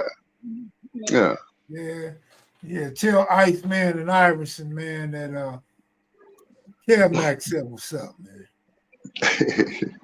I will. I talk to AI pretty frequently and Shaq and some of them guys, but we all be in our own lane, So how did you and Shaq kick it off when you first met at the Lakers? Oh, we was cool. We cool to this day. I wasn't gonna give. I wasn't gonna let him just house me like he, house everybody else. And he had respect for me because I wouldn't back down. And that's one of the things that made us cool, because I wouldn't back down like some of the other guys. He just run over me. And hell, you might knock me down, but I'm gonna get back up. And then, I'm gonna get back up and get in your face talking shit. So I ain't give a damn. Knock me out. And when I come to, I'm gonna get right back up. But Shaq's feet was so damn big. Man, Shaq used to stomp my feet in practice, man. Have my feet just killing me every day. From him, he just come get the post position and just stomp them big 24s on the boat, like, yeah. He just stomped, So yeah. Yeah, but well, I guess we'll wrap it up in about 10 minutes, man. Oh, okay. What happened to Bobo? He's supposed to be the MC. Battery probably died, or he ran out of jokes. Hey, Kev, where the Cash App button at? Cash App? Yeah. You got to type it in your Cash App. What happened to the 60 that they were supposed to be sending me? I never did get that. That was a super chat, man. That was a super chat. Yeah, it's a difference. That was a who? It's a difference. That goes to YouTube. And it comes okay. Oh, so you got the biggest one that went to YouTube, boy. You something else. It's cool. YouTube taxes it though. I don't get the 60. I get whatever YouTube give me. About 40. Oh, okay. All right. Whatever you say, Kevin. Yeah. Benoit, what's your Cash App? He want to send you a Cash App. $, Benoit 00. It's $, Benoit 00. All right, finna hit that right now. Hold on. Yeah. And ask him again. Ask him to who? Do what? I can't hear you, Al. I think Ed's phone died too, man. No, I'm still here. I'm just doing Cash App. You went in the closet? No, who? Who went in the closet? No, nigga, I just No, Ed. nigga, I ain't got to go in no motherfucking closet, nigga. I'm sitting here at my baby table. Nigga, what the hell you talking about? I'm talking about Ed. Ed sending you a cash. Ed sending you a cash app. He got to hide in the closet so his wife don't know what's coming out of the bank. Oh, okay, I got you. Yeah. Where's my other fucking? Bo said he dropped his phone, so he's trying to get back on. Yeah. That ain't no big deal. I mean, we can stay on all night or we can leave whenever y'all ready to leave. We got a nice audience. We still got 160 people. Oh, okay. Cool. Well, hell, I need to go to the bathroom right quick. You gonna be on here? Yeah, take your blunt with you. I don't need no blunt. I ain't got no damn blunt. Yeah. Hey, I'm no, back. go on. I'm Go back. use the I'm back. bathroom, I'm back. man. Go use the All right, I'm bathroom. gonna go to the bathroom and I'll log back on. All right. You gotta log off to turn your phone around. No, don't log off. Yeah, because it'll be hard getting you back on. All right, well, hold up. I'll just put him backstage, right? Right. Hey, man, I remember, you know, Ed was one of the early dudes selling work back in the day. And he probably had the shortest career of any drug dealer in America. But I remember he used to be like, man, Benoit. I'm like, man, who the fuck is Benoit? I got to find this fool. And Benoit name was ringing like he was the biggest gangbanger in the turf, man. Everybody wanted to hook up with Benoit. Bo, I don't remember you smoking, man. You must have smoked for like 2 weeks before you went to prison. No, I smoked longer than that, dude. I was smoking. Oh yeah, you was in A-Tray hood. That's why we didn't see you. I smoked in A-Tray hood. I was smoking my neighborhood, but I was for real smoking. Hey, you ever seen Al get high? Al who, Lester? Oh, here we go. Al who? No, it ain't nothing bad. Al used to just be singing and shit. I used to be like, man, what the hell? I was trying to be a rapper, man. I was trying to be Tupac. Man, this Al would get high and start rapping on me. I'd be like, I bought Al a girl one time. You right, really Al? Here we come. Here we come. Trying to be a rapper? I bought Al a bad I was one hearing time. raps in my head. Yeah, it's a totally different level. I felt like Tupac. Hey, Al had some paper, right? Al pulled off a cool little sting. And this girl wanted some money, and Al wanted a girl. So I said, oh, perfect. I'm going to take you to see my homeboy, Al. I said, make sure you get some money from Al, because Al was, Al's doing pretty good. I take her up there and leave her with Al, and she called me. She said, can you come get me? I said, you get some money? She said, no, you owe me some money for listening to this nigga rap for 2 hours. Hey, Alan, you trying to be a rapper? You was trying to be a rapper? Man, I would put the headphones on and just block the world out, and it felt like I was Tupac. It was that good. But Kev, why you send her to jack me though? Because she was trying to go through my bags, and she didn't know I was looking at her. I'm looking right at you. How you gonna go through all my shit? I didn't send her to jack you. Alan want to be a rapper. I sent her to give you some pussy. No, hey, Bo, I had a studio. I was messing with Smoothie Smooth from Digital Underground, and I used to go riding with George Clinton. Went on tour with them. I used to fly some of the Funkadelics. I used to fly Benoit. I flew. I was a pilot for Benoit for a long time, all through Texas, all through the East Coast. We used to go flying all across this country together. But yeah, so that's how I was getting into the music. I was really running the studio out of Atlanta. Hey, the whole time you was flying, I knew you was good. I knew Alan knows what he's doing. Everybody, I ain't getting to play with fucking Alan. But I knew that motherfucker knows what he's doing. I've been from Tijuana to Boston, from Miami all the way up to Vancouver, Canada, and over the Rockies many times. Hey, Al, we played football together. We played college football together. Me and Alan, high school and college. And then Alan stopped playing college football to fly, and he was a great, and I use the word great, a great defensive player, free safety. And he's like, he ain't gonna do this no more. He's gonna be.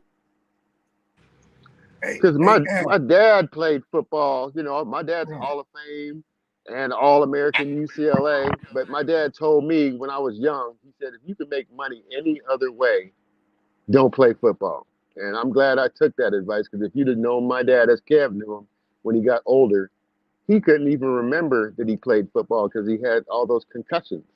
You know, he was the hardest hitter. He was the Jack Tatum of the Canadian Football League, you know, and I was trying to follow his path, you know, trying to knock people out. And I got a bad neck to prove it.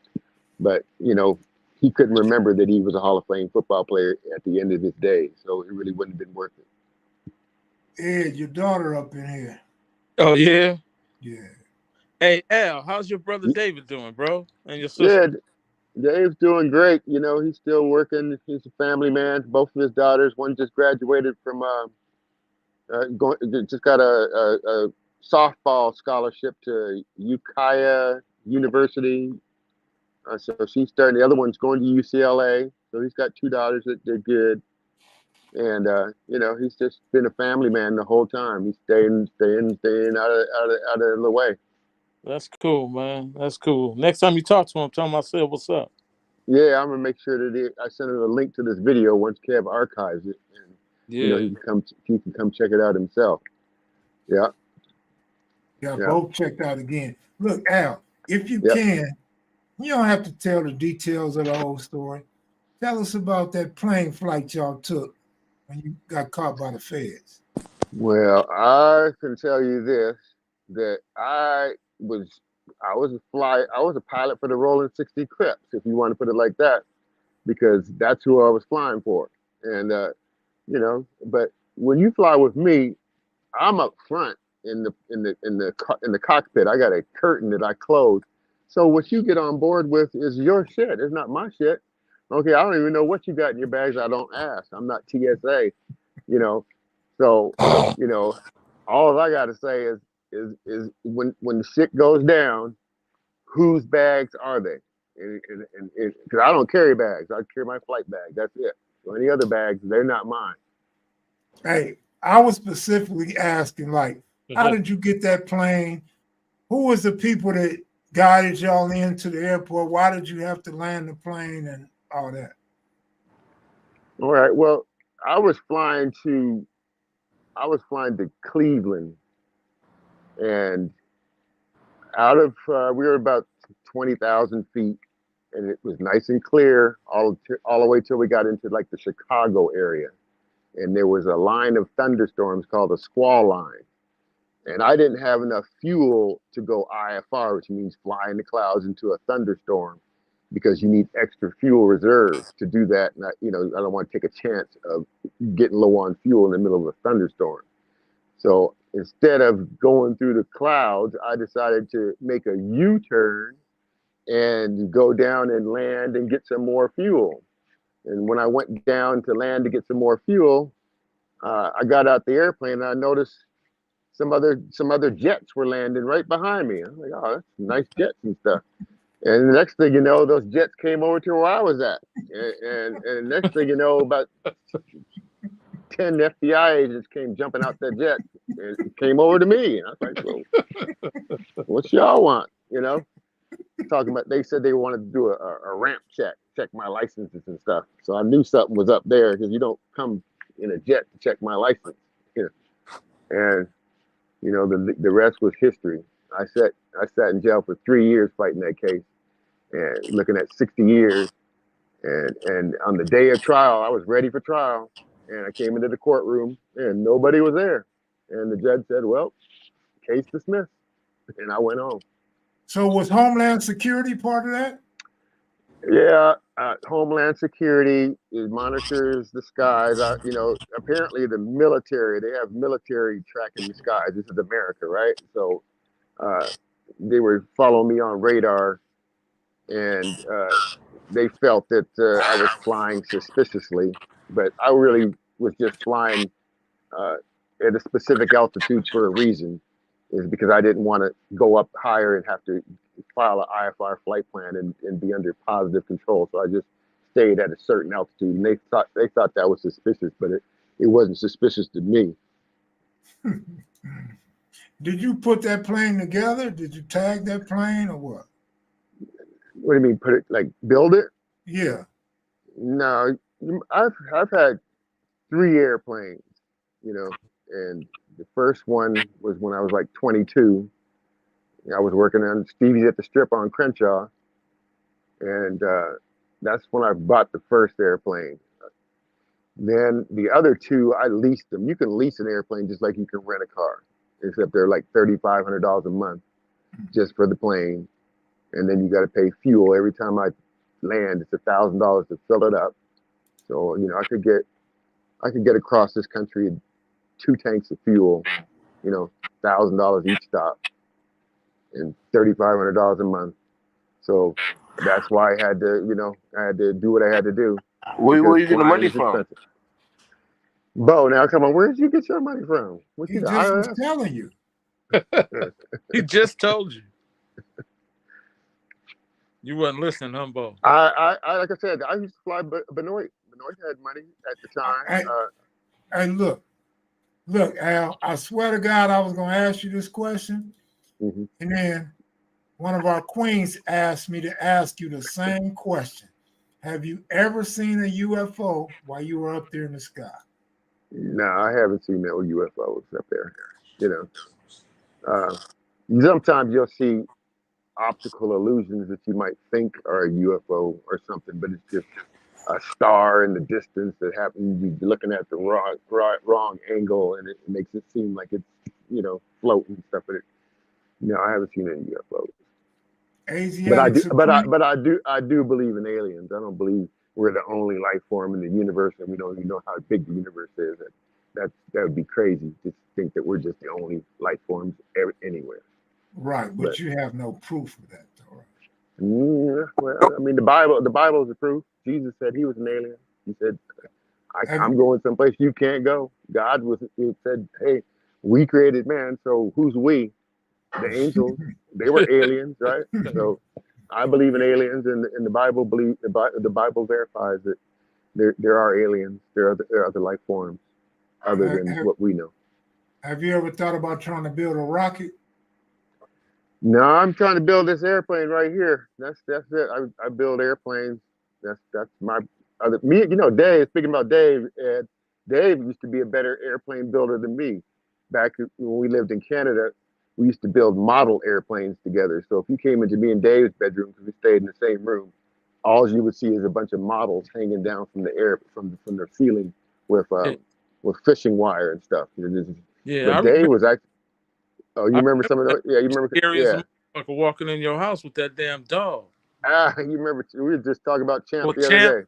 Yeah, you walk in, but nigga, you was not leaving without a bite, nigga. I didn't know Champ. I didn't know that Chow Chow that used to get loose in the hood all the time was Kev Mac's dog, because I used to take Champ roaming through the neighborhood just looking for some stray dog so I could let Champ get some squab practice in. And we go down to the gully, and we ran into this Chow Chow that had a bunch of hair on him, so Champ couldn't really bite him that much because he had all that hair. Yeah. And then I just was watching Kev's live the other day, and he said he had a Chow Chow. I'm like, oh shit, that was Kev's dog. Shit. My dog was a fighter, man. That child fights, bro. He was a mean dog. But if you didn't bother him, he wouldn't bother you. But he just want to run around the neighborhood and sniff and piss on everything. You know Champ's dad, nigga, right, Ed? Yeah. Okay, he lived over where across the street I from remember a guy hit his Champ's dad over here with a 2x4 in the alley. Remember that? You remember that, Edmund? Yep. Right over there by the library, right over the fucking head. He was bleeding, and he went and got Champ's father. Champ was a crazy ass fucking dog, man. Yeah. Everybody knew about Champ. He'll bite anybody, dude. That nigga let you in the house, but you ain't leaving. As soon as you even looked like you was going towards the door, that nigga was about to eat your ass alive. Why would y'all go in the house with that motherfucking dog, dude? I think Al was just setting niggas up. Hey, what's the farthest you seen my child in the neighborhood? Probably Mullen. That's what, about 5-6 blocks. Yep. Yeah. And that No, fool used to go all the way to right. Crenshaw. He used to go from Crenshaw to Windsor Hills Elementary. God damn. That motherfucker got a homing device on it too. And he would go all the way to Angeles Vista. He wouldn't cross Lawson though. Yeah, that dog used to get it. So Bo was telling me Champ attacked Jerry Merton or something like that. What tell us about that story, Bo? So we had we was in high school. We had a passing league game. It's a summertime where you play different schools and it's like 7-on-7. No pads. It's only not even flags. Just 7-on-7. Offense against defense. So we go to Allen House to pick him up. Allen paid free safety. He's part of the 7-on-7. And we standing on the front porch and goofy ass fucking Allen comes to the front porch and opens the front door. Can't run the goddamn door, dude. I put my back against the wall. Jerry starts running. Champ chased him and bit him in the fucking leg, dude. Yeah, you don't run from a dog. You don't scream and you don't run. Stand still. Fucking leg, dude. Hey, as soon as I seen Champ come out the house, we in high school. I was petrified. Like, oh shit, Champ. I put my back against the wall on the front porch. And then Champ run past me. Jerry starts running. Champ chased him, caught him, and bit him in the ankle, dude. Right in the leg, dude. Fucked him up. And Allen called Champ! And he stopped. Got off Jerry, dude. I remember being in Allen's backyard. He always had them cars and shit back there. They had the fucking Capri with no stick shift, changing with his fingers. Yeah, you remember that one? Damn. I remember that shit, dude. Me and you went to after a football game in high school. Allen was like, I'll take you home. I said, well, what a stick shift that? Nigga stuck his fingers in there and started changing the goddamn. No, that was a crazy motherfucker though, dude. Pulled in the backyard and Champ ran out the back door. I slammed that motherfucking door so hard to rip his goddamn face off, dude. He got away from the. I tried to rip. Hey, Champ, that dog was a demon, dude. Hey, dude, that dog wasn't supposed to live, man. He was just the meanest. Like, what's wrong with this motherfucker, dude? Hey, tell him the story. You bit your sister's ear off. Do you want to tell us? Well, I'll tell you how I kept away from the Crips back in the day. No. No, because you know tell the story when they ripped your sister's ear off. I'll tell you that. So, Champ he's most of the time just playing, but he plays rough. He was not playing, so stop all that. Yeah, he's just playing. He's not really trying to get you. He's playing. But he ripped your sister's ear off playing, dude. Yeah, because David and Leslie were in the house and they were having an argument. Yep. So Leslie ran into her room and David was banging on the other door. They were yelling back and forth. Champ doesn't like yelling and he don't like screaming and loud pitch, anything loud. So as soon as Leslie opened the door, Champ went into the room and he jumped up at her and he got his teeth caught up in one of her earrings. And when he came down, the weight of that and the fact that he was caught into her earring, it tore off her earlobe, the lower piece of her earlobe. So Dave got that, or Leslie got that, put it on ice, and then they had to go and have it stitched back onto her ear. So what happened to Champ? What your mama do to Champ? I was in Santa Barbara working on airplanes at the time at Santa Barbara Aviation, and so I was out of town. And next thing I knew, when I came back into town, Champ was gone. My mom had put him to sleep because she couldn't handle him anymore, and I was out of town, so he couldn't be with me. But yeah, Leslie still got that scar to today. Damn. But yeah. What happened to Benoit, man? He's supposed to be the show. He might have went back. He might have went in the closet or something. He want money, but he don't want to work. Come on back and ask us some questions. Hey, Al. If you lived in the neighborhood or around the neighborhood, and you woke up in the morning and your block pump was missing out your car,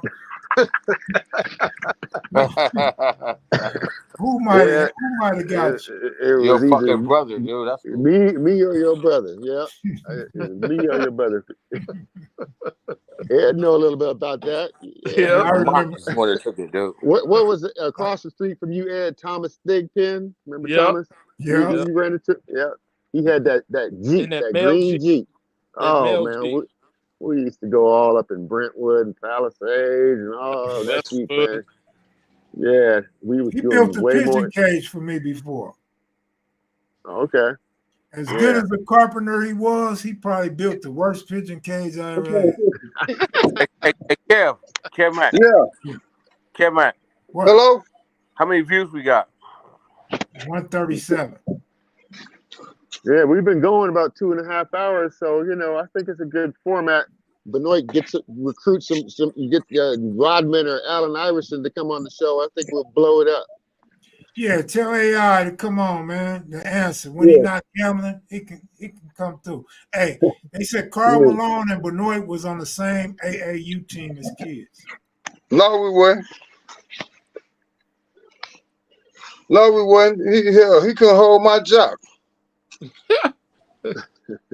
They said Benoit came back because he still wants that super. Hey, Benoit, Karl Malone can fuck with you? Huh? Karl Malone can fuck with you? Hell no. He just what was Karl Malone? He was with the good old boys. So he had that white image and all that. So yeah, I never liked him, dude. Yeah, so that's how he got ahead. He had that white image, and he was politically correct. Me, I was a straight nigga, hardcore. Hell, I chased women and did drugs and all kind of shit. He ain't do nothing but drink milk and honey buns. That's all he did. I never liked Karl Malone, man. He was a little bitch. That's what he did. He drank milk and eat honey buns. That's all he do. I remember Benoit came. I heard he got a Kobe's wife before I heard he trying to get a Kobe's wife. Who? Karl Malone.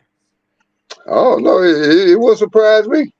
All them hoe ass niggas wanted to fuck each other wives and shit. That wasn't my get down. Oh man, he was always a hater for me. Bitch. Yeah, well, hell. Well, look at what he did to Magic. He didn't want to play against Magic. Remember when he got that HIV? Everybody, all of us was like, cool, we don't go down. That's our dog. He was like, oh no, well, we might can get it. Man, get your bitch ass on out the way. Hell, if you don't want to play, sit your whole ass down. Shit. Yeah. Bitch ass nigga, if you don't want to play, sit your bitch ass down. He went on to play. Magic was the MVP in Orlando. Yeah. Yeah. So Ed, ask him a question. I'll make sure he get his cash out. Make up a question for him. No, this is a real question. It's a blast from the past. All right. Remember one morning I walked into your bedroom and spooked the shit out you?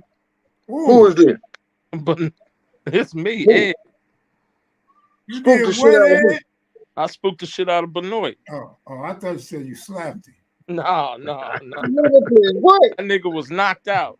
And I went up there to give him help him out a little bit.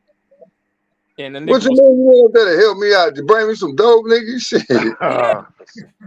To be I didn't want to put it out there, but yeah, that's what it was. Yeah, everybody know I used to get high as fuck. Hell, I'm sitting there smoking me a joint now. So what the fuck? I smoke weed for my arthritis, America. So hey, this is my painkiller, smoking weed. So that's what I do. So do what you do. I'm gonna do what I do. I couldn't believe. So what happened? How you get in his house, Ed? Calhoun let me in. Yeah. Well, you must have been you must be talking about on Interdale then. Yeah. Oh, okay. Well, hell, nigga, that's been 100 years ago. You think I can remember that? Ed, he stayed by my grandmother? Huh? He stayed by my grandmother? Yeah, he stayed on Interdale and Northridge. That's where my grandmother stayed. Yeah. Yeah, because when I first got to LA, Marcus Johnson, he was on the team. Marcus Johnson, Norm Nixon, Cedric Maxwell, Junior Bridgman, Franklin Elvis, a bunch of old heads. So Marcus Johnson, you know, he from LA, so he had that house, and he said, "Well, I got a house that you can rent," and so that's what I rented that house. So that was the first house I rented up there on Innerdale. Hey, Ed, so he was asleep. You gave him a wake up? Yep, Who? that nigga blue play. Yeah, that's all right. Probably like- was. I was probably doing so much fucking dirt shit. Yeah, yeah. Man, Benoit had it so good. When he was out of town, he still had parties at his house. Yeah. Yep.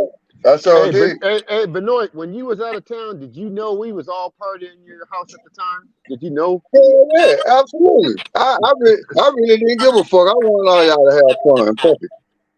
That's right. Yeah, I didn't give a damn.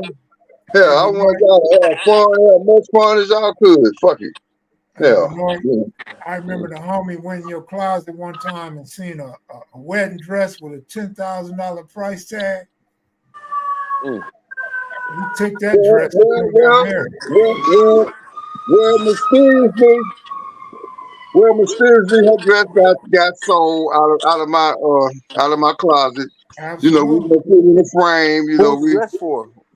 Huh? Who was the dress for?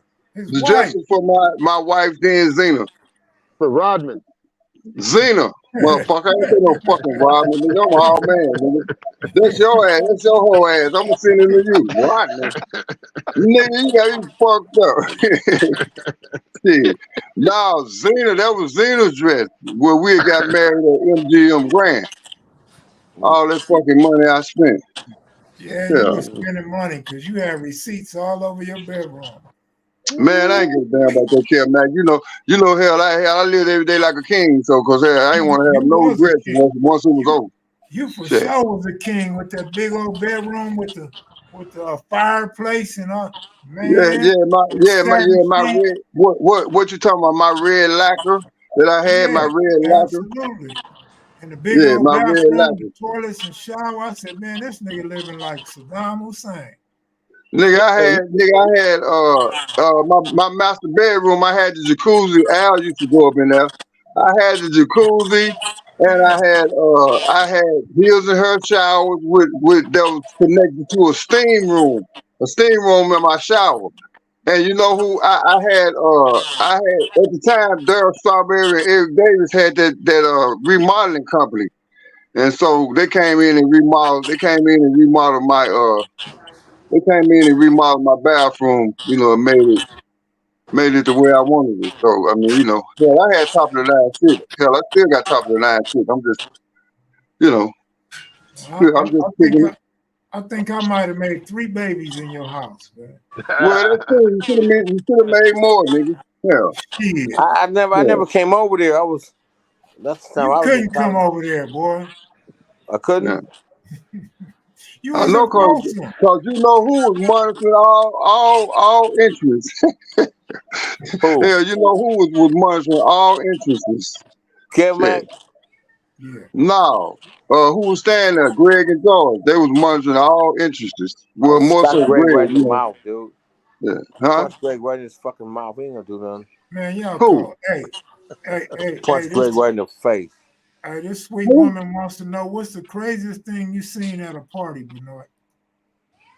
What's the craziest thing I seen at a party? Yeah. Besides in terms of what? Isaiah and Magic tongue kissing. No, I was never around none of that. I had too many women I was chasing myself. But the craziest thing I ever seen while I was out in the league, I think one time I saw we was out. I was playing for Milwaukee Bucks, and me, Ben Baker, and Big Dog was out, and we was in Chicago. I think we was in Chicago. Rodman came in, and he put his tongue in Ben Baker's ear, so that tripped me out. And I told Ben, I said, that motherfucker put his tongue in my ear. We be fighting right here in this motherfucker right now. Oh, Rodman? Rodman put his tongue in my ear? Rodman, Dennis Rodman. Damn. The one that married himself. Hey, Yeah. you was talking about Glenn Robinson? No, I was playing with Glenn. We was playing together on Milwaukee Bucks. but we was hanging out after the game. That's what I'm saying. That's what you meant when you said big dog. Yeah, big dog. Yeah, Glenn Robinson. Yeah, yeah. So that was one of the wildest things. Hell, I can't go back in my memory bank too much, but hell, I seen some wild things. Hey, Glenn Robinson was tough, huh? Who? Glenn Robinson had game. Oh yeah, I seen big dog. Yeah, he was raw. He was a G. Yeah, he was a G. Nobody talk about him. Yeah, we played in Milwaukee for that year, and after that, what the hell did I do? I think I retired. I retired and then came back in the league. Man, I'm gonna go in 5 minutes, man. Huh? I'm gonna get out of here in 5 minutes. What you mean? I thought we was just not getting cranked up. Oh, okay. Yeah. Well, I'm cool with that. Let me go get something to drink, man. Yeah, well, go get something to drink. Yeah. We ain't going nowhere till the last mule go off the air. Hell, that's how I roll. All right, well, I'm finna go get me some alcohol. Yeah. Well, go get you a drink. Go get you whatever you need, because we're gonna be here for a while, brother. Hey, yeah. Why? What else you got to do? What you know about me and Benoit went to Vegas one time, right? Who? Yeah. He drive me to Vegas. Oh, no, more like you driving shit. Well, I'm driving your car. Yeah, exactly. I told you that. I got a pocket full of money, right? Kel, they don't know. They don't know. Yeah, I keep telling you. They don't know about me and your relationship. Shit. Hey man, we come to Vegas. I got a pocket full of money. Of course, Benoit is bugging me the whole fucking drive. Yeah. And man, when we get to Vegas, I get broke so fast, man. I tell Benoit, man, go in there and tell him who you are and get us a room. He wouldn't give us a room. So we shoot. That was at State Line. So we shoot down into Vegas. I get a motel room. I call a girl up. You know, I'm like, shit, where I'm going? I don't know, nigga, but I'm finna have a broad up here. You can't have none. We not sharing this. Benoit go to sleep in the living room because I got a suite. And a girl comes, she got to step over Benoit to get to the bedroom. She's like, what was that? She's like, he big as fuck. Don't worry, baby. Don't worry. He went now, nigga, tell him about that. Tell him about that late night Walmart roll we made and what you had to get. I don't know. What I have to get? Some condoms? Oh, you forgot? You forgot? Tell me. Remind me. That coconut oil, and I was like, well, dog, what you doing with that? Blast your ass out. Came back in there running so crazy. Hell, he got in there harder than shit. I'm like, this motherfucker, he over here wild as hell. Kel, we got him some coconut oil was finger back in there, was doing whatever. I was like, this nigga, he wild as hell. Shit. Yeah, you forgot that, dog? Shit. Man, they used to call me Dr. Kelmac, man, you know. Hell yeah. Shit. One thing I can say about Kel, he'll motherfucking cockhound now. Shit. I used to be. He'll a cockhound. Shit, yeah. Shit, yeah. Hey, Benoit, man, I want to say one thing, man. Yeah. You were the reason why I stopped hustling the way I was hustling. Who? Because I look back on it and I said, man, I'm contributing to him not really being at his highest potential. Who? So that's what made me stop, man. You, Greg, and hold on. I'm gonna hold you up right there. First of all, nigga, I ain't stopped you from doing shit because I didn't say wait. Because you gave me the strength to stop. I gave you some inspiration. But even in saying that, hell, I'm me. And I ain't never been scared to motherfucker. I always been a man, my nigga. If I want to do this, I'm gonna do this. I pay my price to do what I want to do. And fuck the rest. I ain't like some motherfuckers who hit their little trumpet and throw their little shit under the bed like they scared of the goddamn world. Motherfucker, if you gonna do what you gonna do, be like, all right, nigga, this is what I want to do, and I'm a man. And I pay the price to be the boss. But I think all y'all know who I'm talking about. So, I'm gonna leave it at that. I'm gonna leave it at that. I know my boy was over there looking. He looking crazy. He looking crazy, but he know what time it is. Ed, while you trying to tell your sorrow ass story, right? Feeling sorry and wanting to look out for the homies, right? Nigga, you the one had me looking for Ben. I had you looking for who? That's He why had me looking for you. He had me looking for you because he telling me about all the paper he was getting. Oh shit, nigga, hell, nigga, you came on the tip end, shit. That's what I'm saying. That's what I'm saying. I met you at the tail end, man. I met you when you wasn't getting 13 million a year no more. But that's all right. But now this time around, it's at a different level, and really, it's supernaturally, and it's coming. Well, it's already here in America. Just hold on to your horse. You're gonna see all the things that we're doing, as far as product wise and company wise. I got my whole layout online. What is it, Benjamin Productions or some shit? ZeroBenjamin0.com. Tell them to go to your website. No, that's the website. But I'm talking about Benjamin Enterprises. That's it. That's the layout of everything. We got the camps on there. We got the aviation on there. We got the CBD. We got the Benoit specialty kitchen coming. Hell, I have Benoit's collectibles. Just that we're gonna do edibles. The vision is so great to where everything's coming. We've done a good job. As far as the website and the presentation.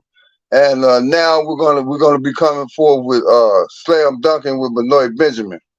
We're gonna be doing that as well. So, we looking forward. We looking forward to all these, huh? Congratulations. Yeah. So it's one of the most pressing things that's gonna be coming real soon is bouncing back, sex, drugs, and the NBA. And that's my autobiography about my life and my journey that I traveled, becoming the man that I am, and part of my therapy, going through some of the things that I went through, and it's very, very interesting. It's been proofread, so on and so forth.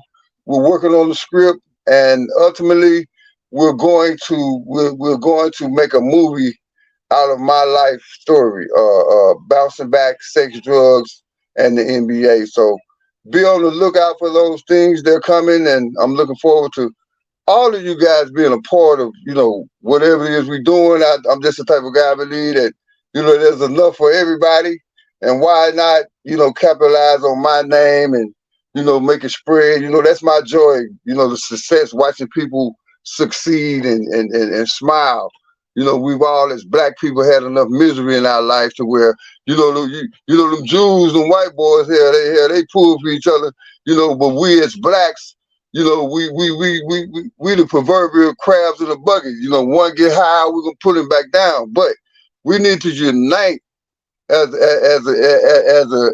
a mankind, us African American people, and help each other and encourage each other. You know what I'm saying? And not be so hateful and vengeful toward, one doing better than the other. If you put in your time, you'll get the result that you want. No work, no result. Got to be in the right place at the right time to get the right result. And that's the way I live. So, Yeah, one thing I can say about you ain't never been no hater. Shot clock to 7, 6, puts one up off the side of the backboard, no good. Loose ball on the rebound, Payton comes down with it. Inside, Benjamin.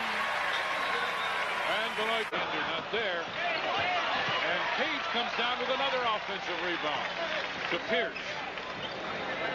Again, it's inside the big guy. Little mismatch, jump and jump when he got this one. Nobody went for the fake either. Pippen drives, stops, puts it up, and Benjamin with the block. Well, he beat his man. Benoit was a beast on defense, man. Yeah, dude. Hey, look at that. Why I don't let nobody take nothing from me, man, because I earned mine. I earned mine. So, You know, look at the Creighton. Go back to the Creighton clip. You know, go look at when I played at Creighton University. Yeah, absolutely. Yeah. All of those are some of my most distinct highlights. I have a film library, and I need to tell you the story about my film library that my grandmother saved for me, and the story about my grandmother and the things that she did for me in my career. You know, somebody want to hear that story, then cash out me, and we can talk about that as well. But I have lots of interesting stories. Whatever it is I want to hear about, step up to the plate and let's do this, because we'll be on all night if we need to. We ain't going nowhere. I ain't got nothing else to do. So, so all you guys buckle up and let's go ahead on and maximize this while we got a chance. You know what I mean? So I like that presentation. Ed, go on and finish what you were saying why you quit hustling. Huh? I just wanted to, stop doing it because I didn't want to be contributing to a negative act anymore. So I stopped altogether and just started working. Mm-hmm. Then I got my hustle on by doing overtime, doing other shit. Then little did you know that when I was kudos to you, because we as men, we as people, we know what we need to do to make ourselves whole in Christ. You know what I mean? And you felt like that's what you wanted to do at the time. You did it, and you accomplished that. You didn't just talk about it; you was about it. And I can respect that to the utmost, because in this life, you meet a lot of bullshit ass people. They don't. They live above their means, and they want to be something that they aren't. Motherfucker, whatever you done did, or just be proud of what you done did as a person, and try to do better. You know what I mean? But kudos to you, man. That's deserving of a shout out. You know what I mean? Anytime you turn your life around, I had turned my life around. You know what I mean? Because hell, I wanted to live for my kids. And I didn't want none of my kids walking up to them telling them, oh, Benoit, that's your daddy. He's strung out on drugs, or he this and that and the other. So when my girls and my teenagers started getting to where they was going in the clubs and all that, hell, I had enough. I said, the hell with this. I'm just going, just go. Hell, if I want to go somewhere, I go to church. I might go to a club every now and then, but I'm pretty much a homebody. Hell, I like cooking and kicking it, man. Taking care of my mom. I got a 95-year-old grandmama that lives a long, prosperous life, and my mother is my heart. So I just take care of her, and I'm welcoming my new granddaughter in about 6 weeks. Her name is gonna be Zena Michelle, and she's named after her mother and the baby daddy mama. So Zena Michelle, and she's on her way. She's almost here. So I'm looking forward to that. And then my grandsons, I have some grandsons. They're gonna be just about as big as me. I got 3 grandsons, and they're gonna be a bit of 6'10", 6'9". So, they're gonna be coming to the world shortly. They're growing boys, and I'm looking forward to that. So, I hope one of them get to the NBA, man. I like to see your grandkids play. Well, one of my daughters play professional in the WNBA. Tyler Hillsman, yeah. What? And what team? She played for Seattle Storm. Shit. I watched the Storm all the time. Back in that championship year, where she was with Chicago Sky earlier in the year, and got cut and went back overseas. But my girls got all my height, but she do a good job, and I'm proud of them. Like I tell them all the time, you might not accomplish. We as parents, we always want something better for our kids. You know what I mean? So like I told her, you might not be as good as I was, sports wise, but just do what you do. You know what I'm saying? Do what you do and be good at that. She made it, so she wasn't bad. Mm-hmm. Hey, Al, Cornell got a question for you about one engine went out and you flew with one engine. Yeah, man. We were at Santa Monica Airport, and we decided it was about 7 o'clock at night to go to Vegas to go gamble a little bit. And so with me and two other passengers in a Queen Air, which is a 8,000-pound twin engine airplane. So, me, every time I go flying, the military's following me, basically. I'm always on the radar for some reason. And so anyway, we land in Vegas, no problems. We go into the casino, we have a good time. It was about 12 o'clock at night when we decided to go back home to Santa Monica. So I go to Santa Monica Airport, not Santa Monica, Las Vegas Airport, to the executive terminal, Signature Executive, and do my pre-flight. And we depart out of Las Vegas. Well, about 30 minutes into the flight at about 8,000 feet at nighttime over the mountains, all of a sudden I look out my left wing and the engine quit. And there's oil all over the cowling. And so now I'm flying on one engine. So I declare an emergency. I talk to the air traffic control. And the air traffic control is like, well, there's a freeway down there you can land on. And I'm like, I'm not landing on a freeway. I got one good engine. I turn back around and go back to Las Vegas. But it just seemed like it's a little suspicious. Why are you even encouraging me to land on the freeway? Don't you know you can fly on one engine? And so I started heading for an alternate airport. And as I got close to the alternate airport, I was talking to air traffic control, telling them, can you turn on the lights at the airport? I can't see it. And they told me that something's wrong with the lights at the airport. And I'm like, that's just, I was getting suspicious vibes like that. So anyway, I fly about 20 minutes back to McCarran Airport at night. They got the police, fire trucks lined up and down the runway. I land the airplane, no problem. Taxi it off to the right. And so now we're just in the middle of the McCarran International Airport. And I tell the passengers to evacuate, get off the airplane, because I didn't really know what was wrong with the engine. And the fire department was there, and they were real cordial. They were like, man, good job. You're lucky you made it back. Most people, a lot of people have died, over this desert. And so Cornell got off the airplane.